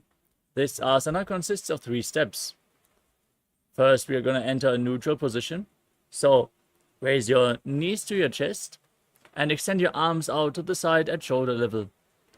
Then drop one knee to the side and extend the opposite leg down. This is the first step of the asana. Now bend both knees to the side. Second step. And then extend both knees. Extend the legs to the side, hold onto the feet, and gaze in the opposite direction, visualizing Swamiji performing the Mula Bandha. Now return to the center, and then drop the other knee down, extend your opposite leg, step 1. Bend both knees to the side, step 2. Extend the legs, hold onto the feet, and gaze away from the feet, visualizing Swamiji in your inner space in Jatara Parivritti. परिवृत्ति कुक्षि बाहिद्रदाहि परिकीर्तकं बद्धकोणं सुप्तकोणं ऊर्ध्वकोणमदापि च. The next asana is the Dviparapitam. As you lay on your back, place your feet flat on the mat and hold onto your ankles. Gaze to your nose and then push your hips up high. As you visualize yourself as sturdy as a bridge, lock your throat in Jalandhara Bandha and perform Mocha Kumbhaka in Dviparapitam. प्रतिक्रियायुधं नन्द्वापि तत्सर्वबलप्रदं गर्भिणीनां दुर्बलामि इति Gargi जगादनो. The next asana is Paryankasana. With your feet flat, laying on your back, bring your hands over top of the respective shoulders, fingers pointing towards your feet. Then push your entire body up off the mat, raise your hips up high, walk your hands closer to the feet as you visualize yourself as sturdy as stone furniture. Calmly breathe through your nose in Sahadra Kumbhaka. उत्तानशयनं हस्ततलाभ्यां भूमिम् औष्ठभ्यपादतलाभ्यां भूमिं धृत्वा नाभिप्रदेशम् ऊर्ध्वं कुर्यात् पर्यङ्कासनं भवति. Next up is Shvotanasana. Lay down on your back and raise your knees up against your chest. Hold your shoulders with the respective hands and rotate your hips in a circular motion. Visualize yourself as a dog playfully rolling around on its back.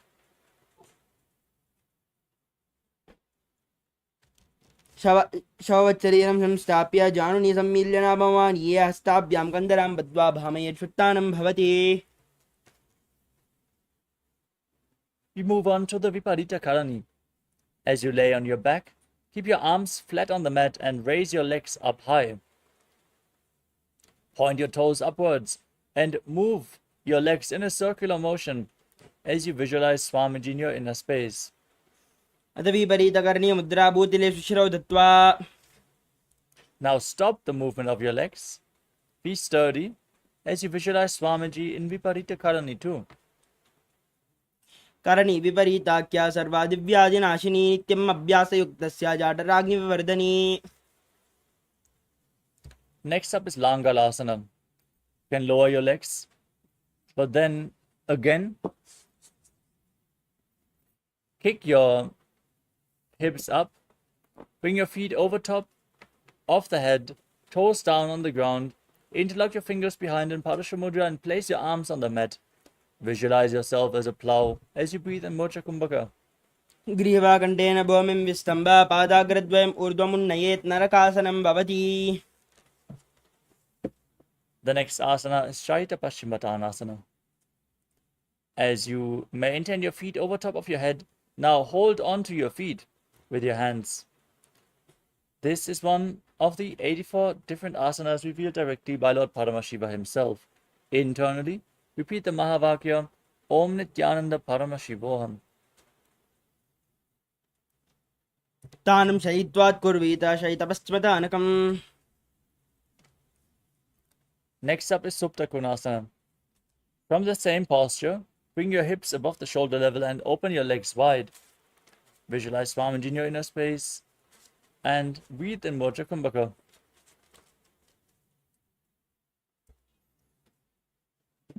परिवृत्ते कोक्षबाहितदाहि परिकीर्तकं बद्धकोणं सुप्तकोणम् ऊर्ध्वकोणमतापि च.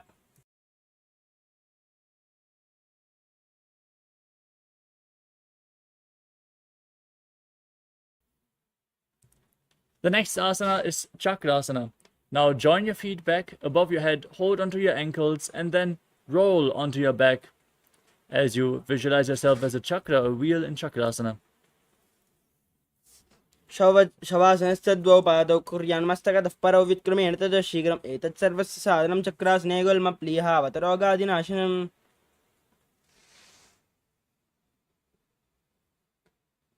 The next asana is Supta Prasarita Padangushtasana. Lay on your back and raise your feet up vertically. Then hold onto the big toes in Prana Mudra and open your legs wide to the side as you visualize Swamiji in your inner space. उत्थानपादं क्रौञ्चं च मरीचं वीरभद्रकं नटराजं त्रिकोणं च सुप्ताङ्गुष्ठप्रसारणे.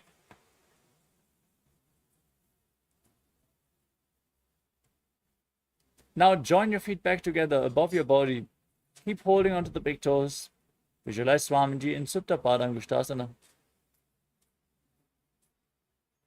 उत्थानपादं क्रौञ्चं च मरीचं वीरभद्रकं नटराजं त्रिकोणं च सुप्ताङ्गुष्ठप्रसारणे. Next up is Matsyasana. From Supta Padangushtasana, now cross your legs into Padmasana. Lay on your back and bring your arms above the head, holding onto opposite elbows behind your neck. As you gaze to the tip of your nose and visualize Matsya, the fish avatar of Lord Vishnu. मुक्तपद्मासनं कृत्वा उत्थानशयनाच्चरे कोर्पराभ्यां शिरो वेत्स्य मत्स्यासनं तु रोगः. Next up is Parasharamasana. From the same posture, now place the backside of the right hand onto the left palm, palms facing up above your head. Gaze to your nose and visualize Lord Rama in your inner space. प्रथमकरे पद्मासन आचे सुदोषो वेभो परिपाचे. Next up is Sarvangasana. As you lay on your back with your legs in Padmasana, bring your hands to the lower back and kick your knees and hips up off the ground. Hold your lower back, elbows on the ground supporting your body. Lock your throat in Mocha Kumbhaka. Gaze to the nose and visualize Swamiji in your inner space. तदवक्षेत्रसंक्षेपात् सर्वाङ्गासनमुत्तमं यत्कृत्वा योगनमनो विद्याभिः पण्डितो यथा. Next up is Vrishikasana. Lay down on your back and place one foot onto the opposite thigh. As you pull the opposite knee against your chest, raise your arms up above your head and hook your fingers forward as you gaze up towards your third eye and visualize yourself as a scorpion in Vrishikasana. Now place the opposite foot onto the opposite thigh. Repeat Vrishikasana, the scorpion posture on the other side. The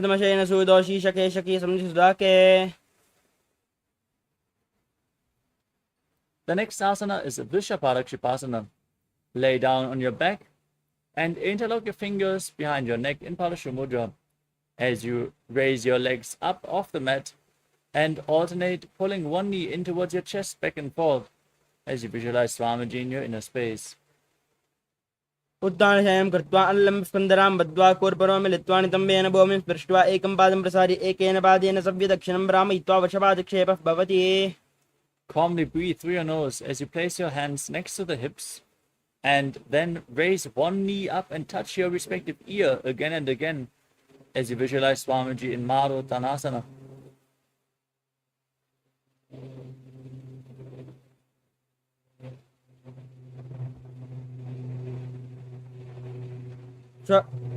श्रद्धासंस्थितिः कृत्वा ध्यानद्वयं पर्यायेन कर्णयोः संस्पृशेत् मरोत्थानं भवति. The next asana is Vrikasana. As you lay on your back, now place your feet flat and stand up and lay back down again and again as you visualize yourself as a wolf.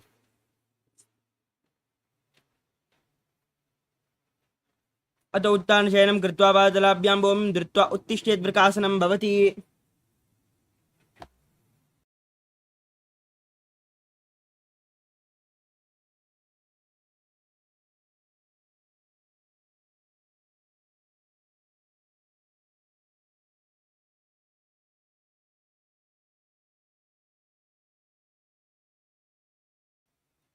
The next asana is Lutasana. As you lay down on your back, kick your legs over your head and roll over again and again as you visualize Swamiji in your inner space and finally end in a prone position on your stomach. अत उत्थानशयनं कृत्वा पादलाभ्यां भूमिं धृत्वा उत्तिष्ठेत् वृकासनं भवति. Next up is Sadatasana. As you lay on your stomach, keep your hands next to the shoulders, the toes pointing back. Contract your lips, make a whistling sound with your mouth as you inhale, visualizing yourself as a chariot, carrying warriors into a battle for Dharma on your chariot back in Sadatasana. उत्थानशयनं पादौ शिरौ लङ्गौ भूमौ स्थापयित्वा निब्जं भूयाति निब्जं शयनं पृष्ठं भूमौ निधाय. Next up is Dehalulanganasana. As you push your hands into the mat, raise your body up into a plank position, and then jump your feet in between the hands back and forth again and again as you visualize yourself go beyond body and mind in Dehalulanganasana.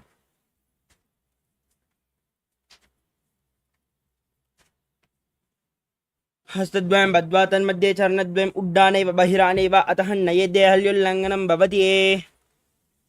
Now rise up and lean forward and down. Place your hands flat on the mat and start walking around on hands and feet as you visualize yourself as a wise 60-year-old elephant in Jatyasana. तजाट्यासनं वक्ष्येन जाटस्मरो भवेत् हस्तान् त्रिभूमौ च गमनम् आगमनं ततः. Next up is Lolitika Karana. Now stand with your heels together, toes pointing outwards and your knees bent. Raise your elbows and rotate your arms around your chest as you lean back and move your head in all directions.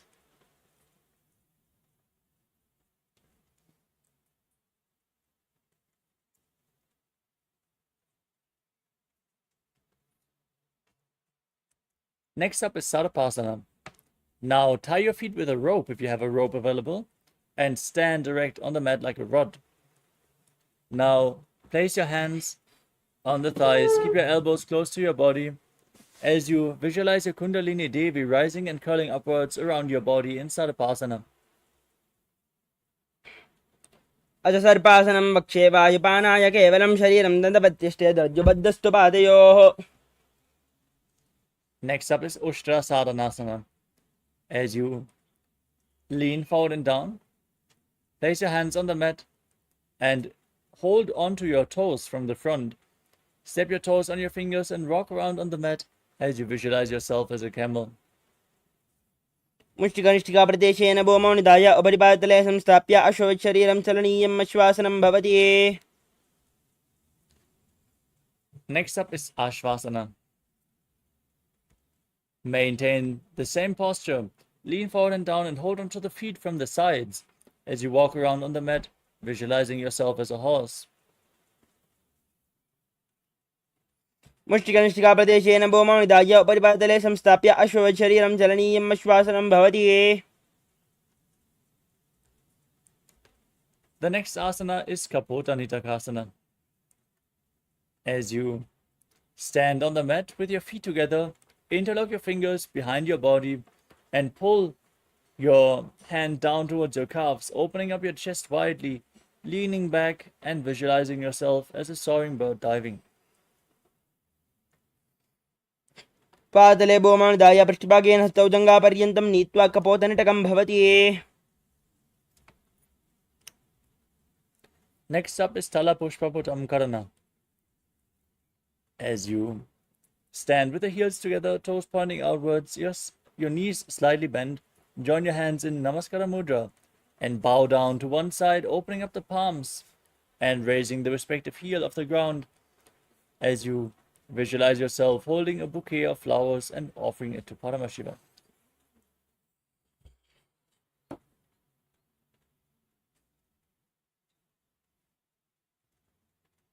Next up is Khadgasana. Now, stand on the mat, visualize yourself as a rhinoceros and gaze to your nose. Then, lay down on your stomach, jump your feet up towards your hands and stand again, joining your hands in Namaskara Mudra in front, symbolizing the horn of the rhinoceros. नुजा सरदमासनं कृत्वा पातलाभ्यो भूमिम् अवष्टभ्य उत्तिष्ठेत् खड्गासनं भवति. Next up is the Uttanottanam. You can hold weights if you want to intensify this asana. As you sit down all the way,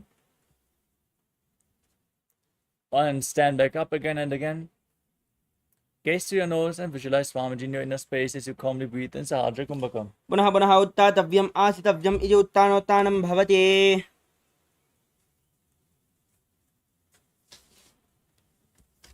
The next asana is Musalasana. Now raise your arms up above your head and jump repeatedly as you visualize yourself as a mace. सरलं स्थित्वा ऊर्ध्वं बाहु नयेत् वारं वारम् उड्डानं कुर्यात् नयेत् मुसलानं भवति. Next up is Uchirshakasana. Now hold on to one foot and pull it against your chest as you sit down and stand back up with the other leg, alternating on both sides. Gaze to your nose and visualize Swamiji in your inner space. हस्तद्वयेन धृत्वा तिष्ठेत्. Next up is Parshvadranukarana. Now stand with one foot pointing outwards and the knee bent as you raise the other heel against your chest and circle the leg with your arm, hand in a fist, as you place the other hand on the respective inner thigh with the fingers pointing inwards.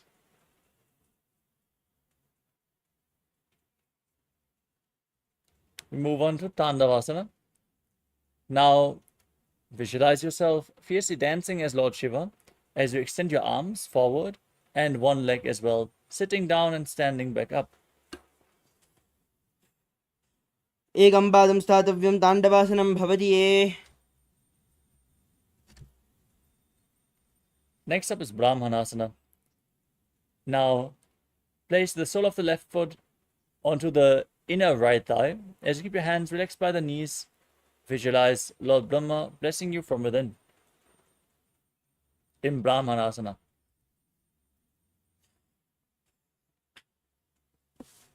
ब्राह्मणासनम् आवक्ष्येयत् कृत्वात् ब्राह्मणो भवेत्. Next up is Garudasana 3. Now bring the left leg over top of the right and hook the left toes behind the right calf. Bring the left arm below the right and join your hands in Namaskara Mudra as you visualize yourself as Lord Garuda. उत्तानकूर्मबीजं च संहस्गारुडमेव च वादायनं गोमुखं च भारद्वाजं त्रिविक्रमम्. Next up is Ekapadasana. Now raise the left foot onto the right thigh. Keep your hands relaxed by the side as you stand one-legged, visualizing Swamiji in Ekapadasana. उत्तानकूर्मबीजं च संहस्गारुडमेव च वातायनं गोमुखं च भारद्वाजं त्रिविक्रमम्.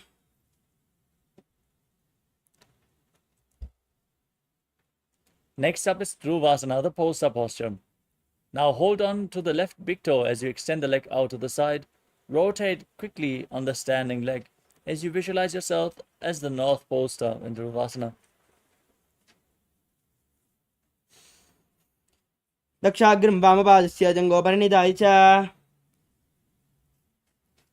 Now raise the left leg behind your neck if you can. Otherwise, you can pull it against your chest or cross it over your knee. Then stand tall on the mat. You can hold on to a solid object for balance if you need.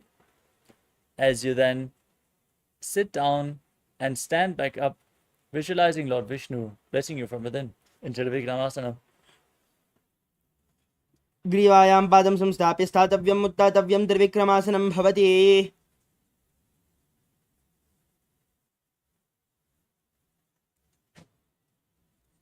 Next up is Parshvajanukarana on the other side. Now pull the other knee against your chest and circle it with your arm, hand in a fist.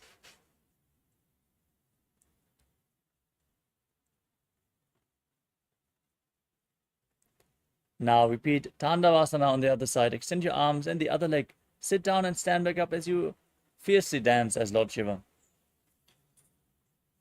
एकेन पादेन स्थातव्यं ताण्डवासनं भवति. Next up is Brahmanasana on the other side. Now place the right foot to the inner left thigh. Keep your hands relaxed by the side as you visualize Lord Brahma blessing you from within.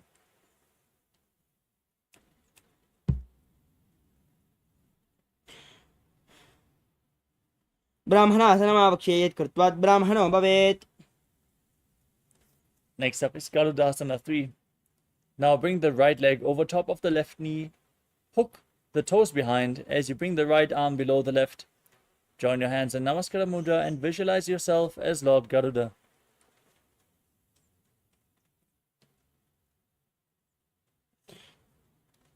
उत्तानगौरवपीडं च संहसगारुडमेव च वातायनं गोमुखं च भारद्वाजं त्रिविक्रमम्. Next up is Ekapadasana on the other side. Now place the right foot on the left thigh and keep your hands relaxed by the side as you visualize Swamiji in your inner space. दक्षाग्रं वामपादस्य जङ्गोपनिधाय च. Now hold on to the right big toe in Prana Mudra. Extend the leg out to the side and visualize yourself as the North Pole star as you quickly rotate on the standing leg in Dhruvasana. एकेन हस्तेन दण्डरूपस्य एकस्य पादस्याग्रं धृत्वा. Now bring the right leg behind your neck. Stand tall on the mat. Sit down and stand back up. Perform the 3 steps of Lord Vishnu in Trivikramasana as you visualize Lord Vishnu blessing you from within. एकेन पादेन स्थातव्यं तातव्यं ताण्डवासनं भवति. Next up is Samanaka Karana. Now stand erect on the mat. Keep your heels together, toes pointing outwards.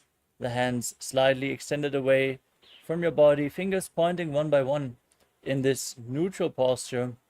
After this intense sequence of asanas, let's get ready for the final 100 asanas of this sequence. Starting off with Gorak Anjali Asana.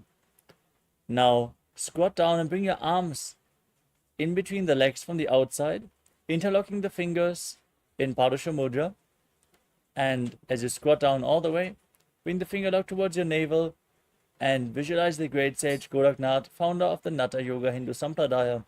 As you breathe in Jivachala Kumbhaka, inhale all the way, hold your breath and move the retained prana freely within your system.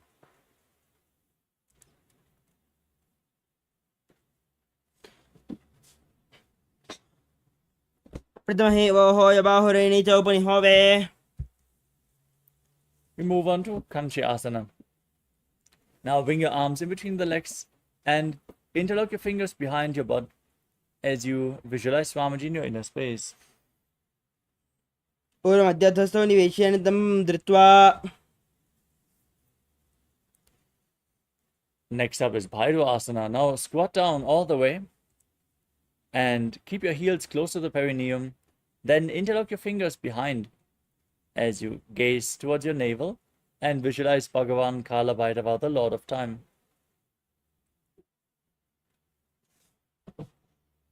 दो बगा गीता लिखी माहिली कौर मिलावे. The next asana is Varahasana. As you squat with your feet flat, bring your hands above and behind your head. Join your hands in Anjali Mudra. Bring your elbows close to your head as you gaze to your nose and visualize yourself as Varaha, the boar avatar of Lord Vishnu.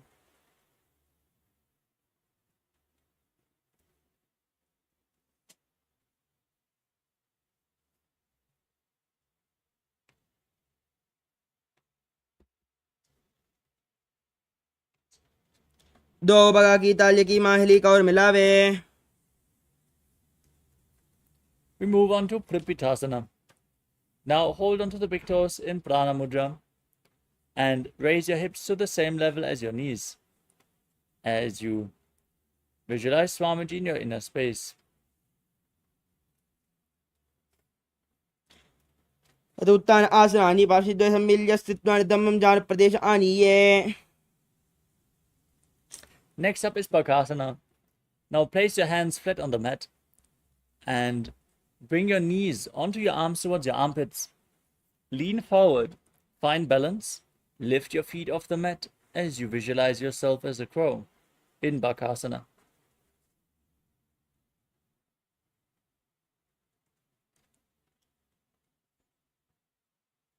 तदुत्थान आसनानि पार्श्वद्वये सम्मिल्य स्थित्वा धम्मं जान प्रदेश आनीये.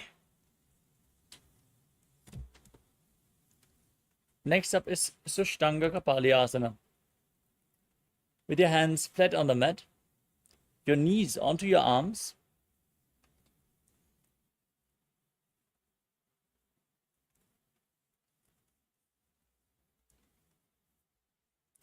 now lean forward and raise your hips up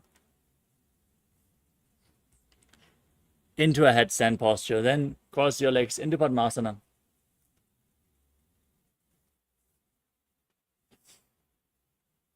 आसने की गुण कपाल आठ होई.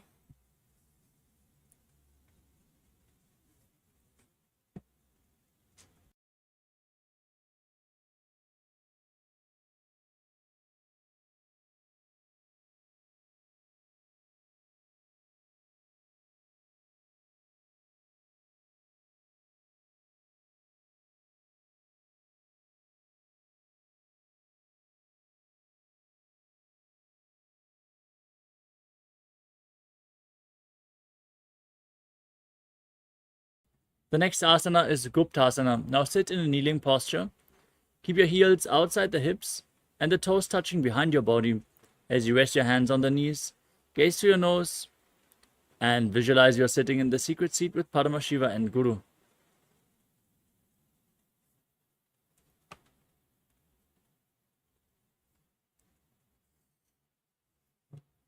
जानर्वोरन्ते पादौ कृत्वा पादौ च गोपयेत्.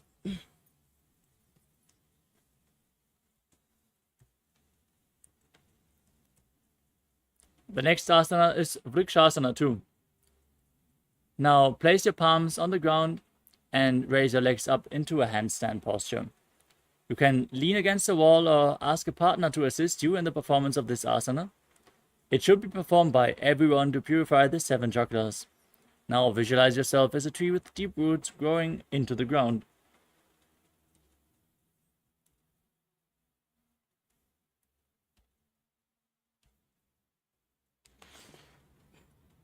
सप्तप्रक्षालनाय vrikshasana विशेषकान्.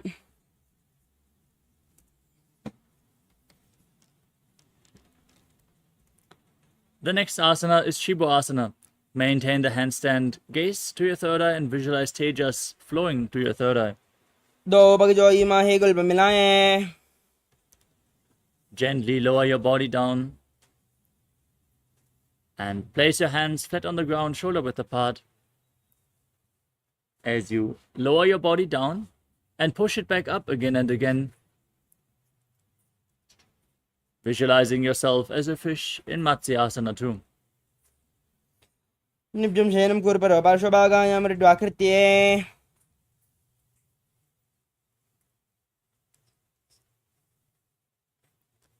The next asana is Sarpasana too. As you lay on your stomach, now place your hands on the hips, raise your chest and move it from left to right as you visualize and move your body like a snake.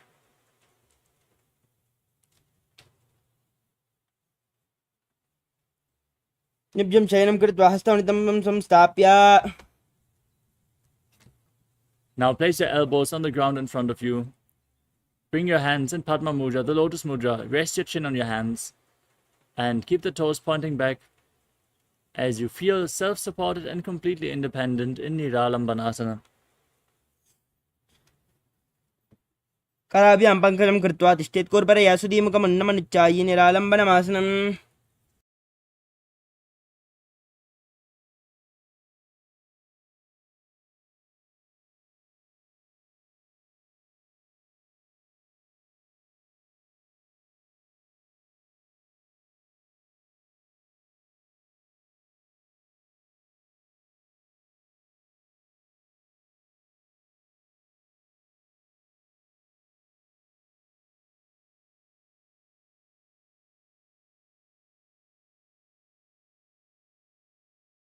The next asana is Chaturasana, as you lay on your stomach. Now place your hands flat on the mat and bend your knees. Raise your feet up towards your upper back as you raise your chest by straightening your arms. Tilt your head back and visualize yourself as an umbrella protecting your guru from the sun rays. अर्ध्यासनमस्थित्वा हस्तलाभ्यां भूमिम् अवष्टभ्यमुन्नया चत्रासनं भवति. Next up is Vajrasana. Now sit with your feet flat on top of your heels. Lean forward and down as you extend your arms. Place your palms on the mat and your forehead on the ground as well. Gaze to your nose and visualize yourself as Vajra, the weapon of Indra, symbolizing your indestructibility. इदानीं गर्भिणीनां योगाभ्यासो यथा लघु सुखप्रसवलाभाय प्रोच्यते प्राक्तने पतिये. Next up is Meshasana. With your hands flat on the mat, raise your hips up into Gajasana and alternate striking the ground with your hands as you visualize yourself as powerful as a ram. गजासनं संस्थितौ एकैकं बाहुं भूमौ ताडयेत् मेषासनं भवति. Next up is Ajasana. From Gajasana, now raise your hips up and slowly lower your forehead down towards the ground as you visualize yourself as unborn, existing for all eternity. गजासनं संस्थितौ पादद्वयं मम तराळे कृत्य मस्तकेन भूमिं स्पृष्टा अजासनं भवति. We move on to Dhanantarasana. Now sit in a kneeling posture. Hold onto the big toes and pull them close towards your perineum. Then place your hands on your thighs or your knees. Gaze to your nose. Visualize Swamiji in your inner space. Breathe in Ujjayi Pranayama. Make an ocean-like sound with your mouth. Next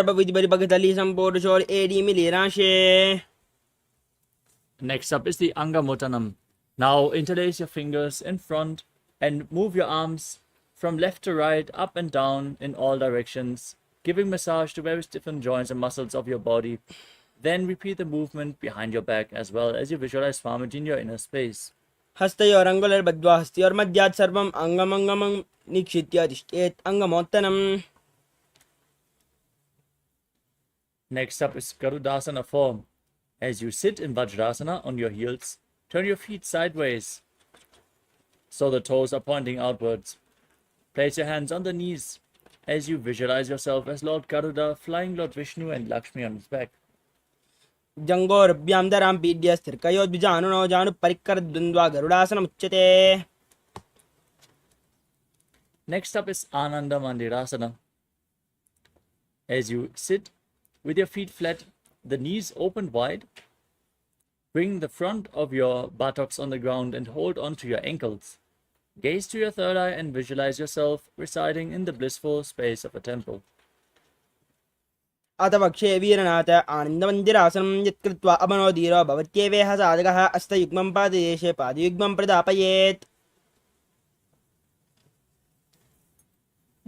Next up is Mandukasana 2.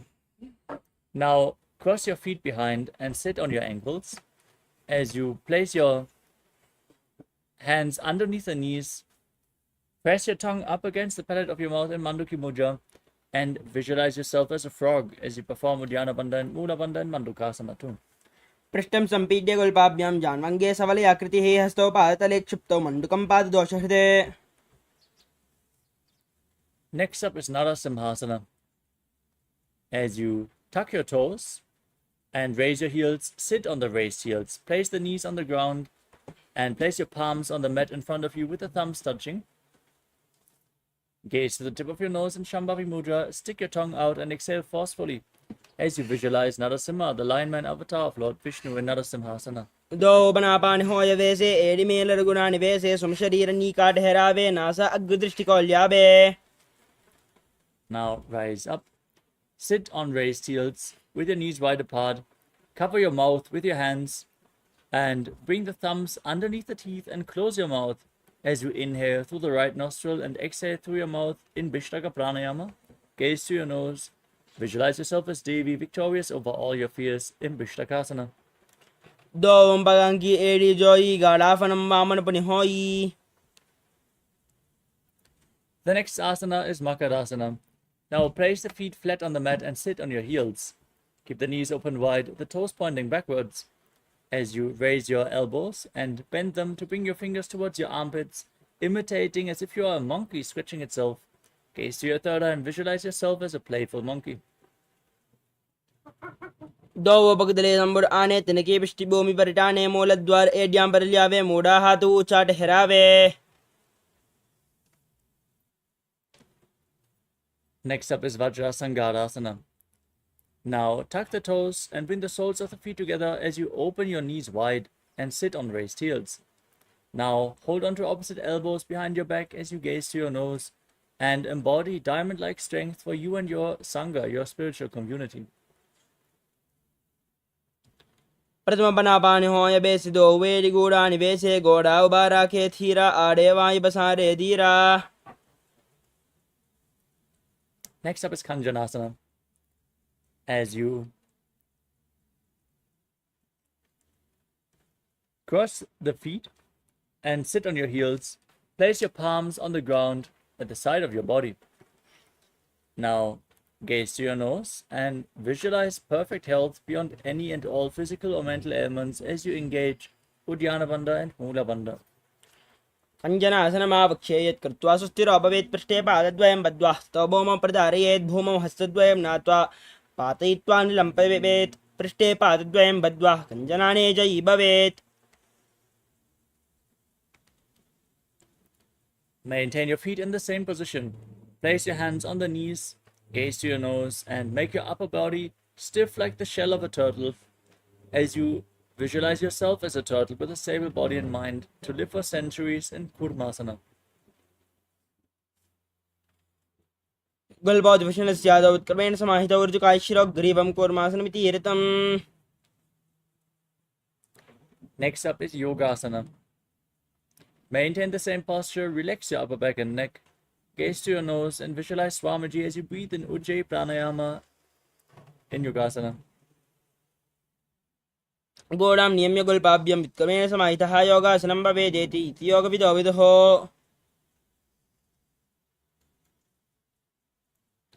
Next up is Vijrogasana.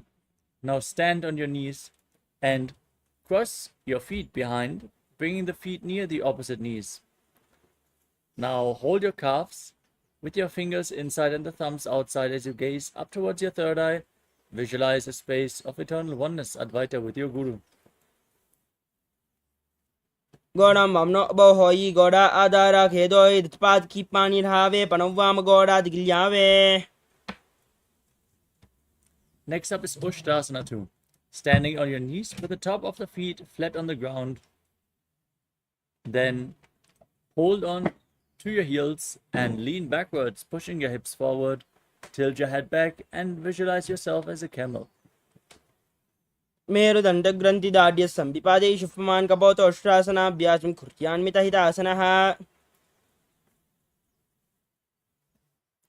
Next up is Jatyasana 2. With your feet flat, hold onto the soles of the feet and lean backwards, placing your elbows and the back of your head on the mat. Now, gaze to your nose and visualize yourself as a lotus blooming. दो AD संबुड करे सोले मूल द्वारि दरिदरे. Next up is Viratasana. From the same position, place your back on the mat and raise back up again and again. You can use the support of your feet, of your hands if needed, as you gaze to your nose and visualize the healing and liberation of all causal, subtle forms of your body. जंगाप्ति भूमौ निधाय जंगोरुभं ऊरुनि संस्थाप्य पृष्ठिवं संवारं बालं स्पृशेत् विराटासनं भवति. The next asana is Kapotasana. From the same posture, now lean backwards and raise your hands over top of the respective shoulders, bringing the forearms on the mat behind you. As you then bring your head in between the feet if you can. Lean back as far as possible as you visualize yourself as a beautiful dove. मेरुदण्डग्रन्थि दाढ्य संविपादे शुभमान कपोत अष्टासनाभ्यासं कुर्यान्वितहितासनः. Next up is Varasana. Now raise back up and stand on your knees with the toes tucked and hold on to opposite elbows with your hands as you gaze to your nose. This is the boon fulfilling posture. Receive your boon from Paramashiva. As you visualize Paramashiva, internally chant Om Nithyananda Paramashivoham. जानने भूमौ संस्थाप्य हस्ताभ्यां बाहु परस्परं धृत्वा सरलं तिष्ठेत् वरासनं भवति ये. Next up is Asana 2. With your toes tucked, place your perineum on the raised heels and place your forearms on the ground in front of you. Rest your face on your hands as you visualize yourself as Varaha, the boar avatar of Lord Vishnu. सूर्यं चन्द्रं वेदनानि कथयन्ते कूर्परो भूमौ स्थापयित्वा.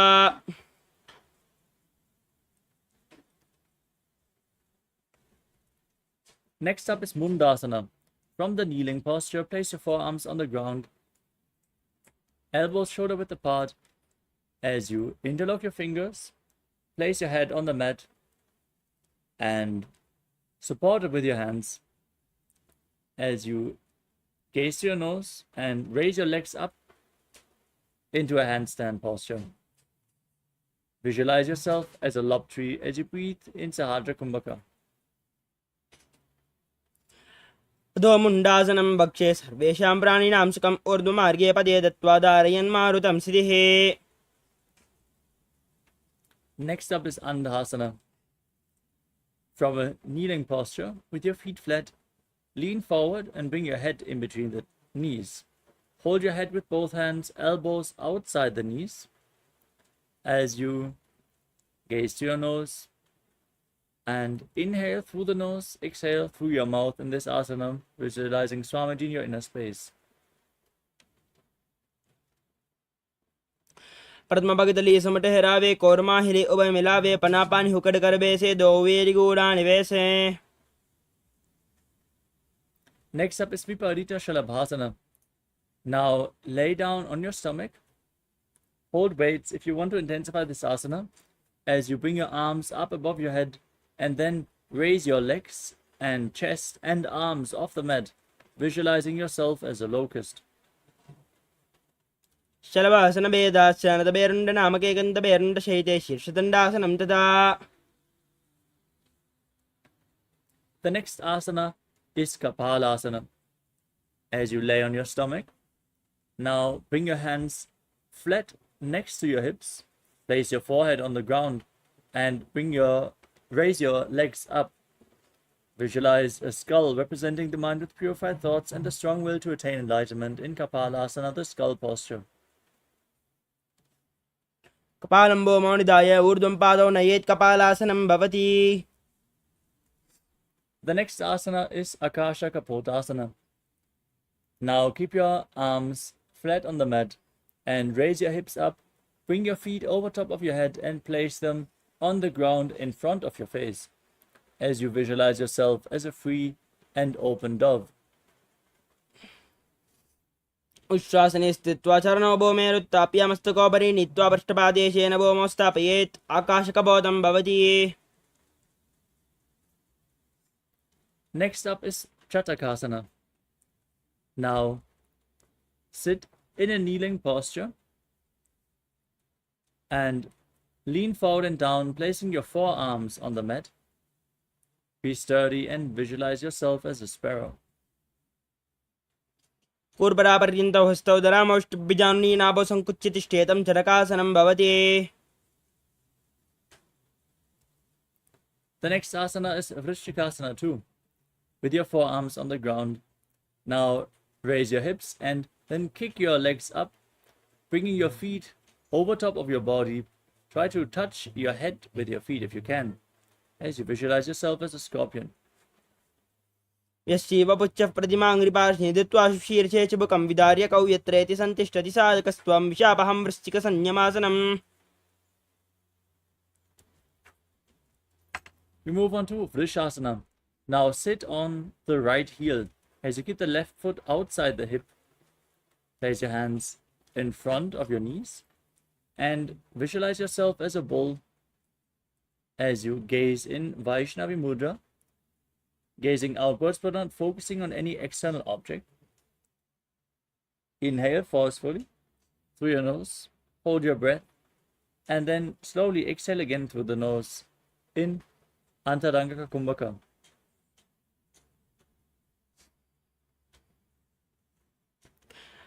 याम्यगुल्बे पादमूले वामभागे पदेतरं विपरीतं स्पृशेत् भूमिं प्रशासनमिदं भवेत्. Next up is Lolasana. With your hands flat on the mat, now raise your entire body off the ground, cross the toes of the left foot over the right, and balance on your arms as you visualize Swamiji in your inner space. लोलासनं सदा कुर्यात् वायुलोलापघातनात्. Now straight, place your perineum on the left heel with the right foot outside the hip, toes pointing to the side as you visualize yourself as a bull in Vrishasana, the bull posture on the other side. याम्यगुल्बे पादमूले वामभागे पदेतरं विपरीतं स्पृशेत् भूमिं प्रशासनमिदं भवेत्. Next up is Bala Gunasana. Now tuck the toes of the left foot and sit on the raised left heel as you place the right foot flat on the mat in front with a knee raised against your chest. Place your hands on the knees and visualize Bala Gunahai, one of the 84 siddhas in your inner space. आसनगाओगण जलविकार जाइए. Now raise up. Then squat down and bring your arms in between the legs. Hold onto your ankles from the outside as you visualize yourself as the entire planet in Grahasana. पादतले भूमौ संस्थाप्य हस्ताभ्यां जानुनीकोर्परौ स्थापयित्वा गुल्पप्रदेशो धृत्वा तिष्ठेत् ग्रहासनं भवति. Now tuck the toes of the right foot, sit on the raised right heel, bring the left foot flat with a knee raised against the chest as you repeat Bala Gunasana on the other side. आसनगाओगण जलविकार जायि. Next up is Utkatasana. Now tuck the toes of both the feet and sit on the raised heels. Keep your knees lifted off the ground. Place your hands on the knees, holding onto weights if you want to intensify this asana. As you visualize Swamiji in your inner space, keep breathing in Antaranga Kumbhaka. आसनगाओगण जलविकार जायि. Next up is Vajrasangarasana 2. As you sit with the soles of the feet together on raised heels, keep your knees wide apart and hold onto opposite elbows behind your back. Visualize Swamiji in your inner space and perform the Mula Bandha. प्रथम बनापानि होय जैसे दो वेड़ गोड़ा निवेशे गोड़ा उबारा खेथिया आड़े Y पसारे दीरा. Next up is Anilasana. Now place your palms on the ground and step your heels onto your hands. As you squat down all the way, keep your arms straight, gaze to your nose and visualize you are able to live off of air alone. दो हाथ भूमि पर जाने कहुनी जाड़ियां भी लगाने. Next up is Padukasana. Now stand up and place your hands on the ground in front of you with the fingers pointing towards your body. Step your feet onto your fingers and wrap your hands around the feet like shoes. Then walk around on the mat, visualizing yourself wearing padukas and walking across India. दो हाथ भूमि पर जाने कहुनी जाड़ियां भी लगाने. Next up is Kukkutoddanasana. As you place your hands flat on the mat, kick your legs up and let them fall back down again and again, visualizing yourself as a rooster. हस्ततलयोः पादतले कृत्वा तिष्ठेत् गच्छेत् पादुकासनं भवति. The next asana is Viparita Nrityasana. As you keep your hands flat on the ground, raise your legs up and move around on two hands, dancing. Feel yourself become free of all inhibitions.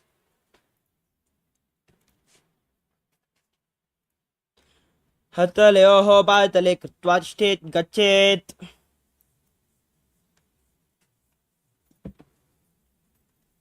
Next up is Kunjarasana. As you stand on the mat, bring your feet apart and place one palm flat on the mat as you raise the other hand towards your head. visualize Swamiji in your inner space. Breathe calmly through your nose in Sahajra Kumbhaka. अथ वक्षे महादेव कुञ्जरासनमुत्तमं करेण ऐकेन पादाभ्यां भूमौतिष्ठेत् शिरः करः. Now place the other hand on the mat. Repeat Kunjarasana on the other side. अथ वक्षे महादेव कुञ्जरासनमुत्तमं करेण ऐकेन पादाभ्यां भूमौतिष्ठेत् शिरः करः. Next up is Kadambasana. Now squat down all the way and hold onto your ankles. As you raise your feet off the mat, visualize yourself as a Kadamba tree, a pious tree that promotes a long life. पार्श्वेभ्यां भूमिम् अष्टभ्य हस्तद्वयेन गुल्पा धृत्वा तिष्ठेत् कादम्ब भवति. Next up is Pavana Muktasana. Now sit with your feet flat in front of you and pull opposite knees against your chest with your hands as you visualize any excess vata being released from or balanced within your system. द्वयोस्तु पादयोः पाणिं लात्वा स्वस्वनितम्बके जानुनी वक्षसि साधुर्बभ्रतीकरबन्धनैः. The next asana is Chakorasana.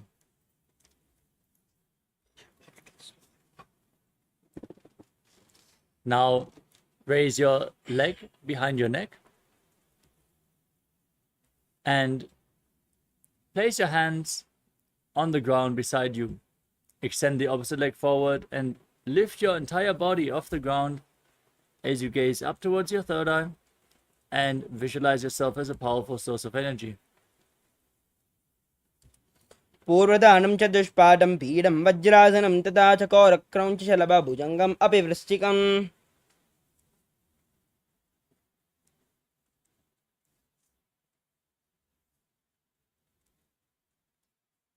We move on to Dhanurasana 2. As you keep the leg extended forward and the other foot bent, hold on to the big toes in Prana Mudra with the respective hands.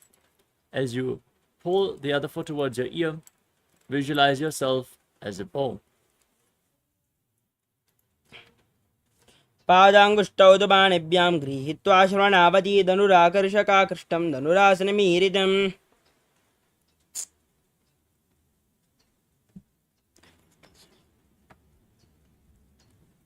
The next asana is Ashtavakrasana. Now bring the left foot over top of the left shoulder and hook the right foot over top of the left foot. Now extend the legs out to the side and lean forward. As you balance on your arms, visualize yourself as a flying crane. वासिष्ठमतकौण्डिन्यम् ऊर्ध्वककुटमेव च अष्टावक्रमतोत्थानं मयूरं सेतुबन्धनम्.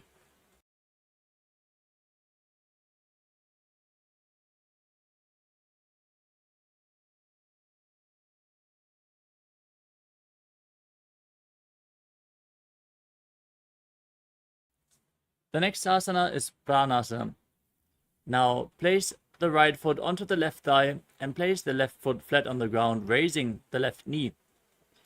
Bring your shoulder underneath the raised knee and press the right knee down towards the mat.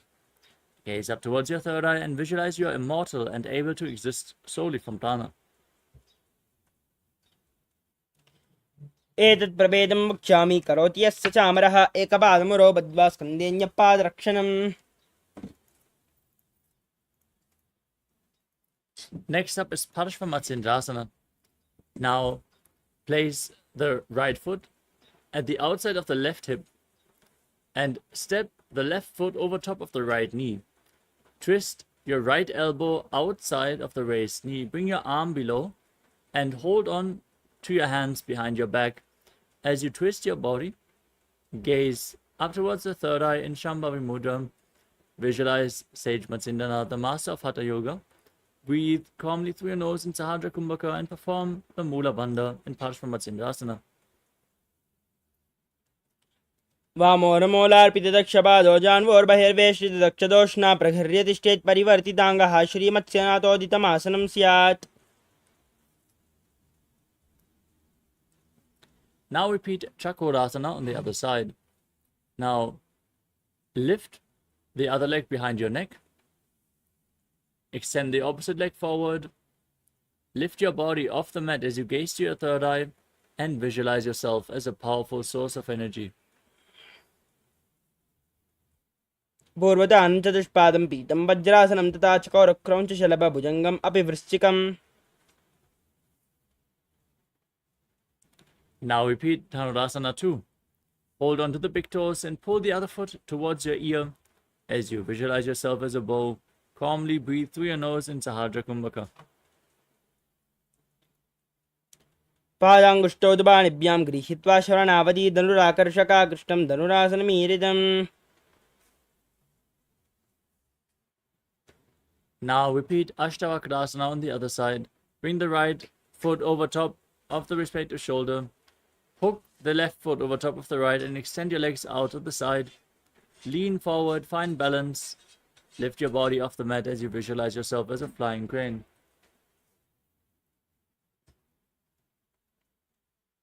वासिष्ठमतकौण्डिन्यं मूर्धकुक्कुटमेव च.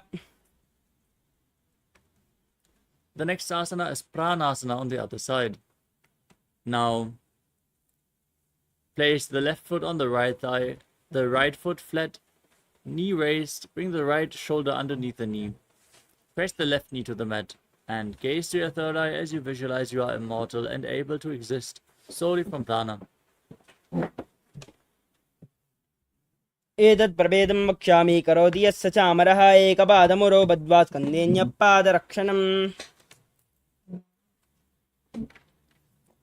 Next up is Parshvamatsyandasana on the other side. Now, place the left heel at the right hip and step the right foot over top of the left knee.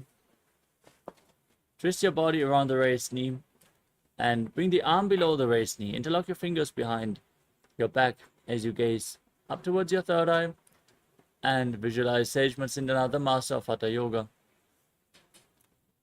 वामोर्मूलार्पितदक्षपादो जान्वोर्बहिर्वेष्टितदक्षदोष्णा प्रहगर्ह्यतिष्ठेत् श्रियमत्स्यनाथोदितमासनं स्यात्.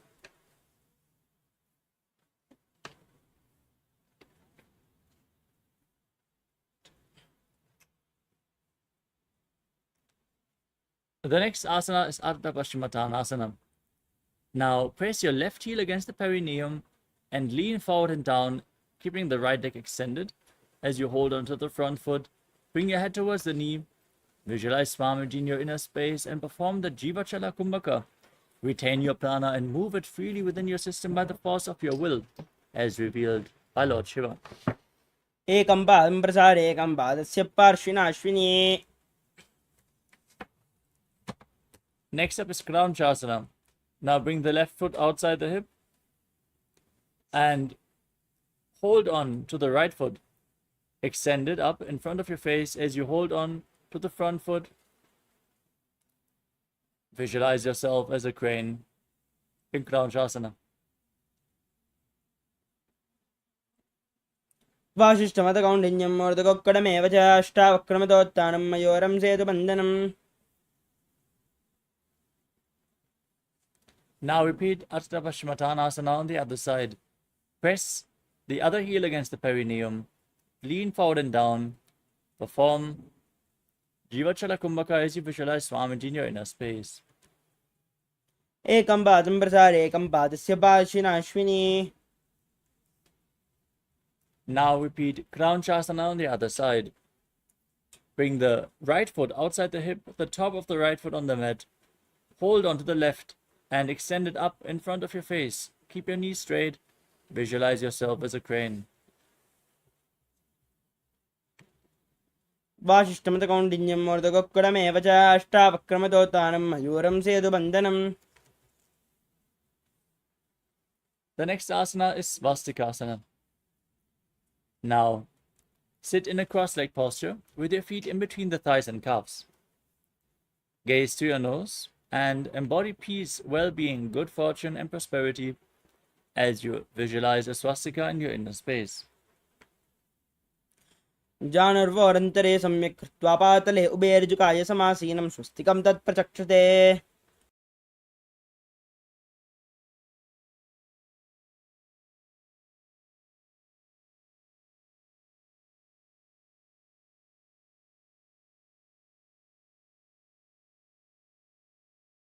Next up is Gorakshasana. From the same posture, now cover your heels with your respective hands.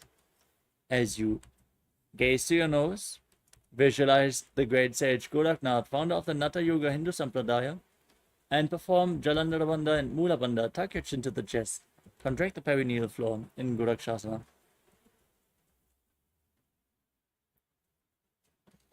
जानर्वोरन्तरे पादौ उत्तानो व्यक्तसंस्थौ गुल्पौ च आच्छाद्यहस्ताभ्याम् उत्तानाभ्यां प्रयत्नतः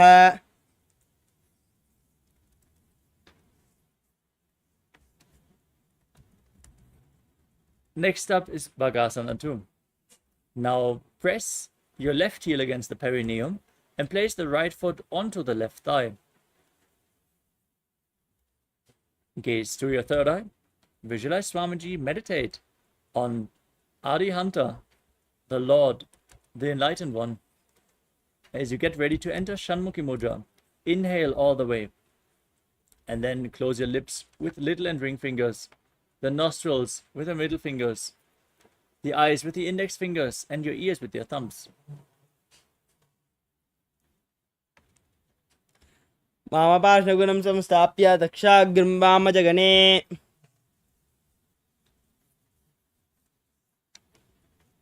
Dominic, I'm going to project.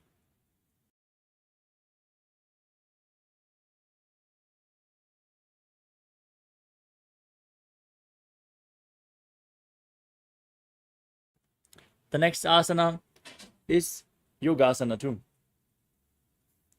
Now place your feet onto the knees and keep your hands next to your body on the mat with the palms facing up. Gaze to your nose as you visualize Swamiji in your inner space. Roll up your tongue and stick it out. Inhale through the rolled up tongue in Kakachancha Kumbhaka. As you perform the Mula Bandha, visualize Swamiji in your inner space. उत्तानौ चरणौ कृत्वा संस्थाप्य उपरि जाननौ आसनोपरि संस्थाप्य चोत्तानं करयुग्मकम्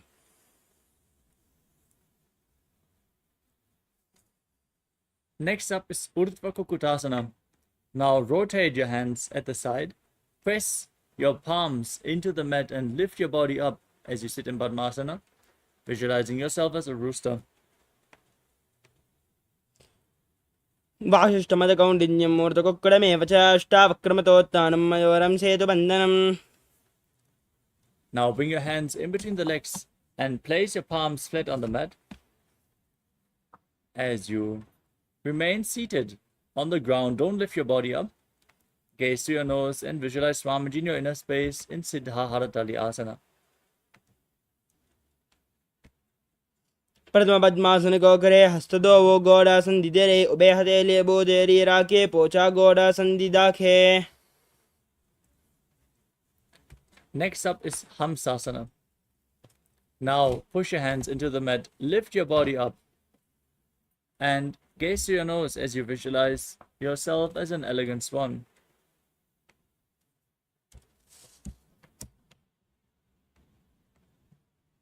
कुक्कुडासन स्थित्वा स्कन्दपर्यन्तम् ऊरुन् नीत्वा तिष्ठेथं सासनं भवति. Next up is Karmukasana. As you sit in Padmasana, now bring your hands in between the legs and push them behind your body, leaning forward and placing your forehead on the ground as you interlock your fingers in Parasha Mudra and rest them on the ground behind you. Visualize yourself as Pinaka, Lord Shiva's bow. प्रथम पद्मासन गोकरे गोडासन दिमाहि करिदरे तरापहारी दुसारी करे दोवो आने कोन्या उपरि समदिले ठाने. Next up is Kurmasana 2.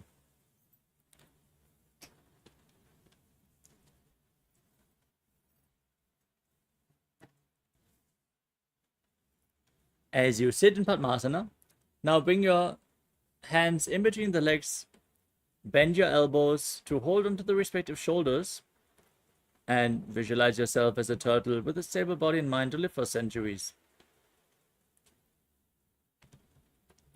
बामी जंगबर दक्षिण पावा दहिनी जंगबर बामिल्यावे.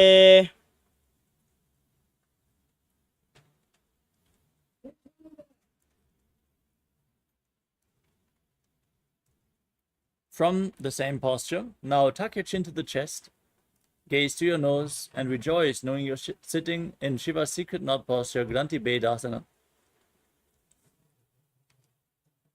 अथ वक्षे नीलकण्ठ ग्रन्थिभेदासनं शुभं न्यत्वा रुद्रोपवेक्षिप्रं सूक्ष्मवायुनिषेवनात् कृत्वा पद्मासनं मन्त्रे अङ्गुष्ठजङ्गयो हृदये करौ कोर्परो पर्यन्तं वेदे स्कन्धधारणम्.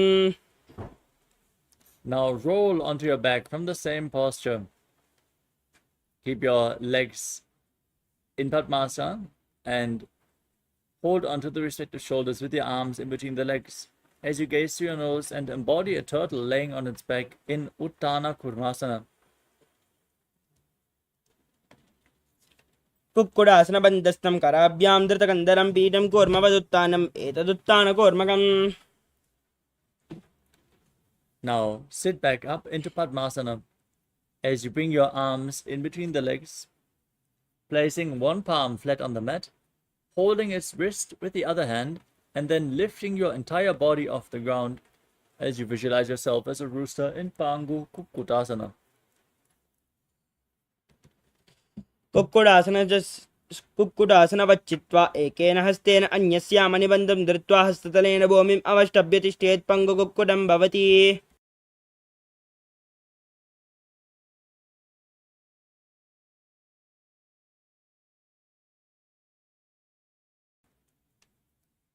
Now repeat Pangu Kukkutasana on the other side. Place the other hand on the mat, lift your body up. Visualize yourself as a rooster. कुक्कुडासनवच्चित्वा एकेन हस्तेन अन्यस्यामनिबन्धं धृत्वा हस्ततलेन भूमिम् अवष्टभ्य तिष्ठेत् पङ्गुकुक्कुटं भवति. Now as you sit in Padmasana, place your elbows on your toes. Interlock your fingers in Padusha Mudra and rest your chin on your hands, pressing your thumbs against your throat as you visualize you have gone beyond all greed and covetous in Gridasana. Don't forget to breathe in Kakachandra Kumbhaka and perform the Mula Bandha as you do so. जानोर्वोरन्तरे पादौ तानो व्यक्तसंस्थौ गोपीश्चाद्या हस्ताभ्यां तानाभ्यां प्रयत्नतः कण्ठसङ्कोचनं कृत्वा नासाग्रमवलोकयेत् घोरक्षासनमित्याह योगीनां सिद्धिकारणम्. Next up is Padmasana 3. As you sit in Padmasana, place the backside of one palm onto the other hand, palms facing up in your lap. Engage all three bandhas as you gaze to your nose and visualize Swamiji in your inner space. Internally chant Om Nithyananda Paramashivoham. उत्तानौ चरणौ विधाय विधिवत् शक्तिस्थितौ योगिरात्. Next up is Padmasana 4. Now place your hands on the respective knees. Gaze to your nose and visualize Paramashiva in your inner space. Engage the Mula Bandha and internally chant Om Nithyananda Paramashivoham. एतत् पद्मासनं कुर्यात् प्राणवायुप्रसिद्धये शुभासनं सदा ध्यायेत् पूरयित्वा पुनः पुनः ऊर्मूले वामपादं पुनस्तद्दक्षिणं पदं वामो हस्तापयित्वा च पद्मासनमिति स्मृतम्. Next up is Karmukasana 2. Now, as you maintain Padmasana, keep one hand on the respective knee and hook the other hand around the respective big toe in Prana Mudra with index and middle fingers. As you rotate the big toe round and round, visualize yourself as Lord Shiva's bow and then repeat the movement on the other side. Rotate the other big toe as well. अदान्यासनमावक्ष्य योगपूरकरक्षणात् कृत्वा पद्मासनं पाद अङ्गुष्ठजङ्घयो स्थितम्.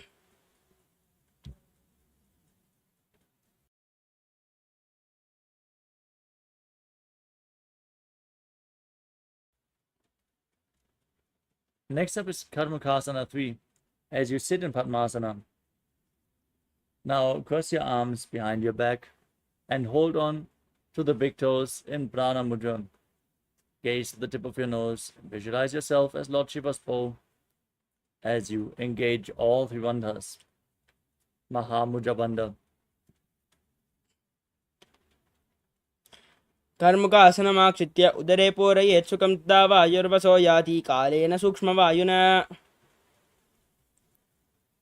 Next up is Asana. Maintain the same posture. Raise your chest. Gaze up to your third eye. And visualize you are the action of Paramashiva's third eye, destroying anything you come across. औरभ्यामुपरिस्थाप्य पादयुग्मं प्रयत्नतः दक्षिणं सव्यदेशे च सव्यं दक्षिणदेशके करद्वयं पृष्ठदेशे परिवर्त्य प्रयत्नतः पादाङ्गुष्ठं युगं सम्यक् कराभ्यां सन्निगृह्य च. Next up is Nagadasana. With your legs in Padmasana, the arms crossed behind, roll onto your back. Hold onto the big toes if you can, otherwise lay on overlapped arms. As you gaze to your nose and visualize yourself as a snake, calmly breathing in Sahadra Kumbhaka in Nagadasana. प्रथम पद्मासन कोटाने दो हाथ पाचाने आने पाद अंगोटा पकड़े आने सोवै कहुन्या कुल्या पानी गोड़ा जंग अग्र को दाशे मस्तंग स्वमसूदो राशे नासा अग्र दृष्टि को धरे आसन अग्र इसी विध करे नासा रोग जुना राहे विशाली पिनस जोया. Now free your arms and legs. Pull your knees up against your chest. Encircle your knees with your arms. Hold them close to your chest. As you bring your chin to the knee, squeeze your body into a ball in Kandukasana. वेत्रासने स्थित्वा स्तपादान् निष्कुष्य. Now place your feet flat on the mat. Interlock your fingers behind your neck. Gaze to your nose. Visualize Swamiji. Breathe calmly through your nose in Sahadra Kumbhaka in Urdhva Pavanasana. प्रथमसोदो सैन करावे गोड़ा उबाराशे मिलावे गुल्पमाहिला अंगुष्ट दो ई करे एक समेल रसोये उभय हस्त कांकसी करे सोले मस्तक नीचे दरे नासा अग्रदृष्टि ठहरावे याते नाडी सरलता पावे. Next up is Malakata Pitasana. Now place your upturned palms underneath the heels. Step your heels onto your hands as you push your hips up and lock your throat. Breathe in Murcha Kumbhaka. Visualize yourself as a powerful alpha ape in Malakata Pitasana. उत्तान शयनं पादतले उत्तान हस्तयोः स्थापयेत् पृष्ठभागमुत्रमय्येत् मर्कटपीठं भवति. Next up is Uttana Shikipitakasana. As you lay on your back, raise your hips and bring your hands to the lower back. Your body weight should rest on your elbows. As you extend your legs, point the toes and gaze to your nose. Visualize Swamiji in your inner space. जङ्गोरुबलहीनश्चेत् उत्तानशिखिपीडकम् अप्रमत्तः प्रकुर्वीत भुक्तेः प्राग्विजितेन्द्रियः. Now raise your hips and legs up high. Place your arms flat on the mat for support as you visualize yourself blissfully traversing Naraka Loka unscathed in Narakasana. ग्रीवाकण्ठेन भूमिं विस्तम्भ पादाग्रद्वयम् ऊर्ध्वमुत्रयेत् नरकासनं भवति. Now bring your hands to the lower back. Maintain your legs straight and lower and anchor them as you visualize yourself as a boat crossing the ocean of samsara in Tiryannaukasana. नौकावत् स्थित्वा ऊर्ध्वं पादाग्रद्वयम् आम्नयेत् तिर्यन्नौकासनं भवति. Now bring your legs back straight, place your arms on the mat, and be sturdy like a flagpole as you visualize yourself as the KAILASA flag respected across all nations.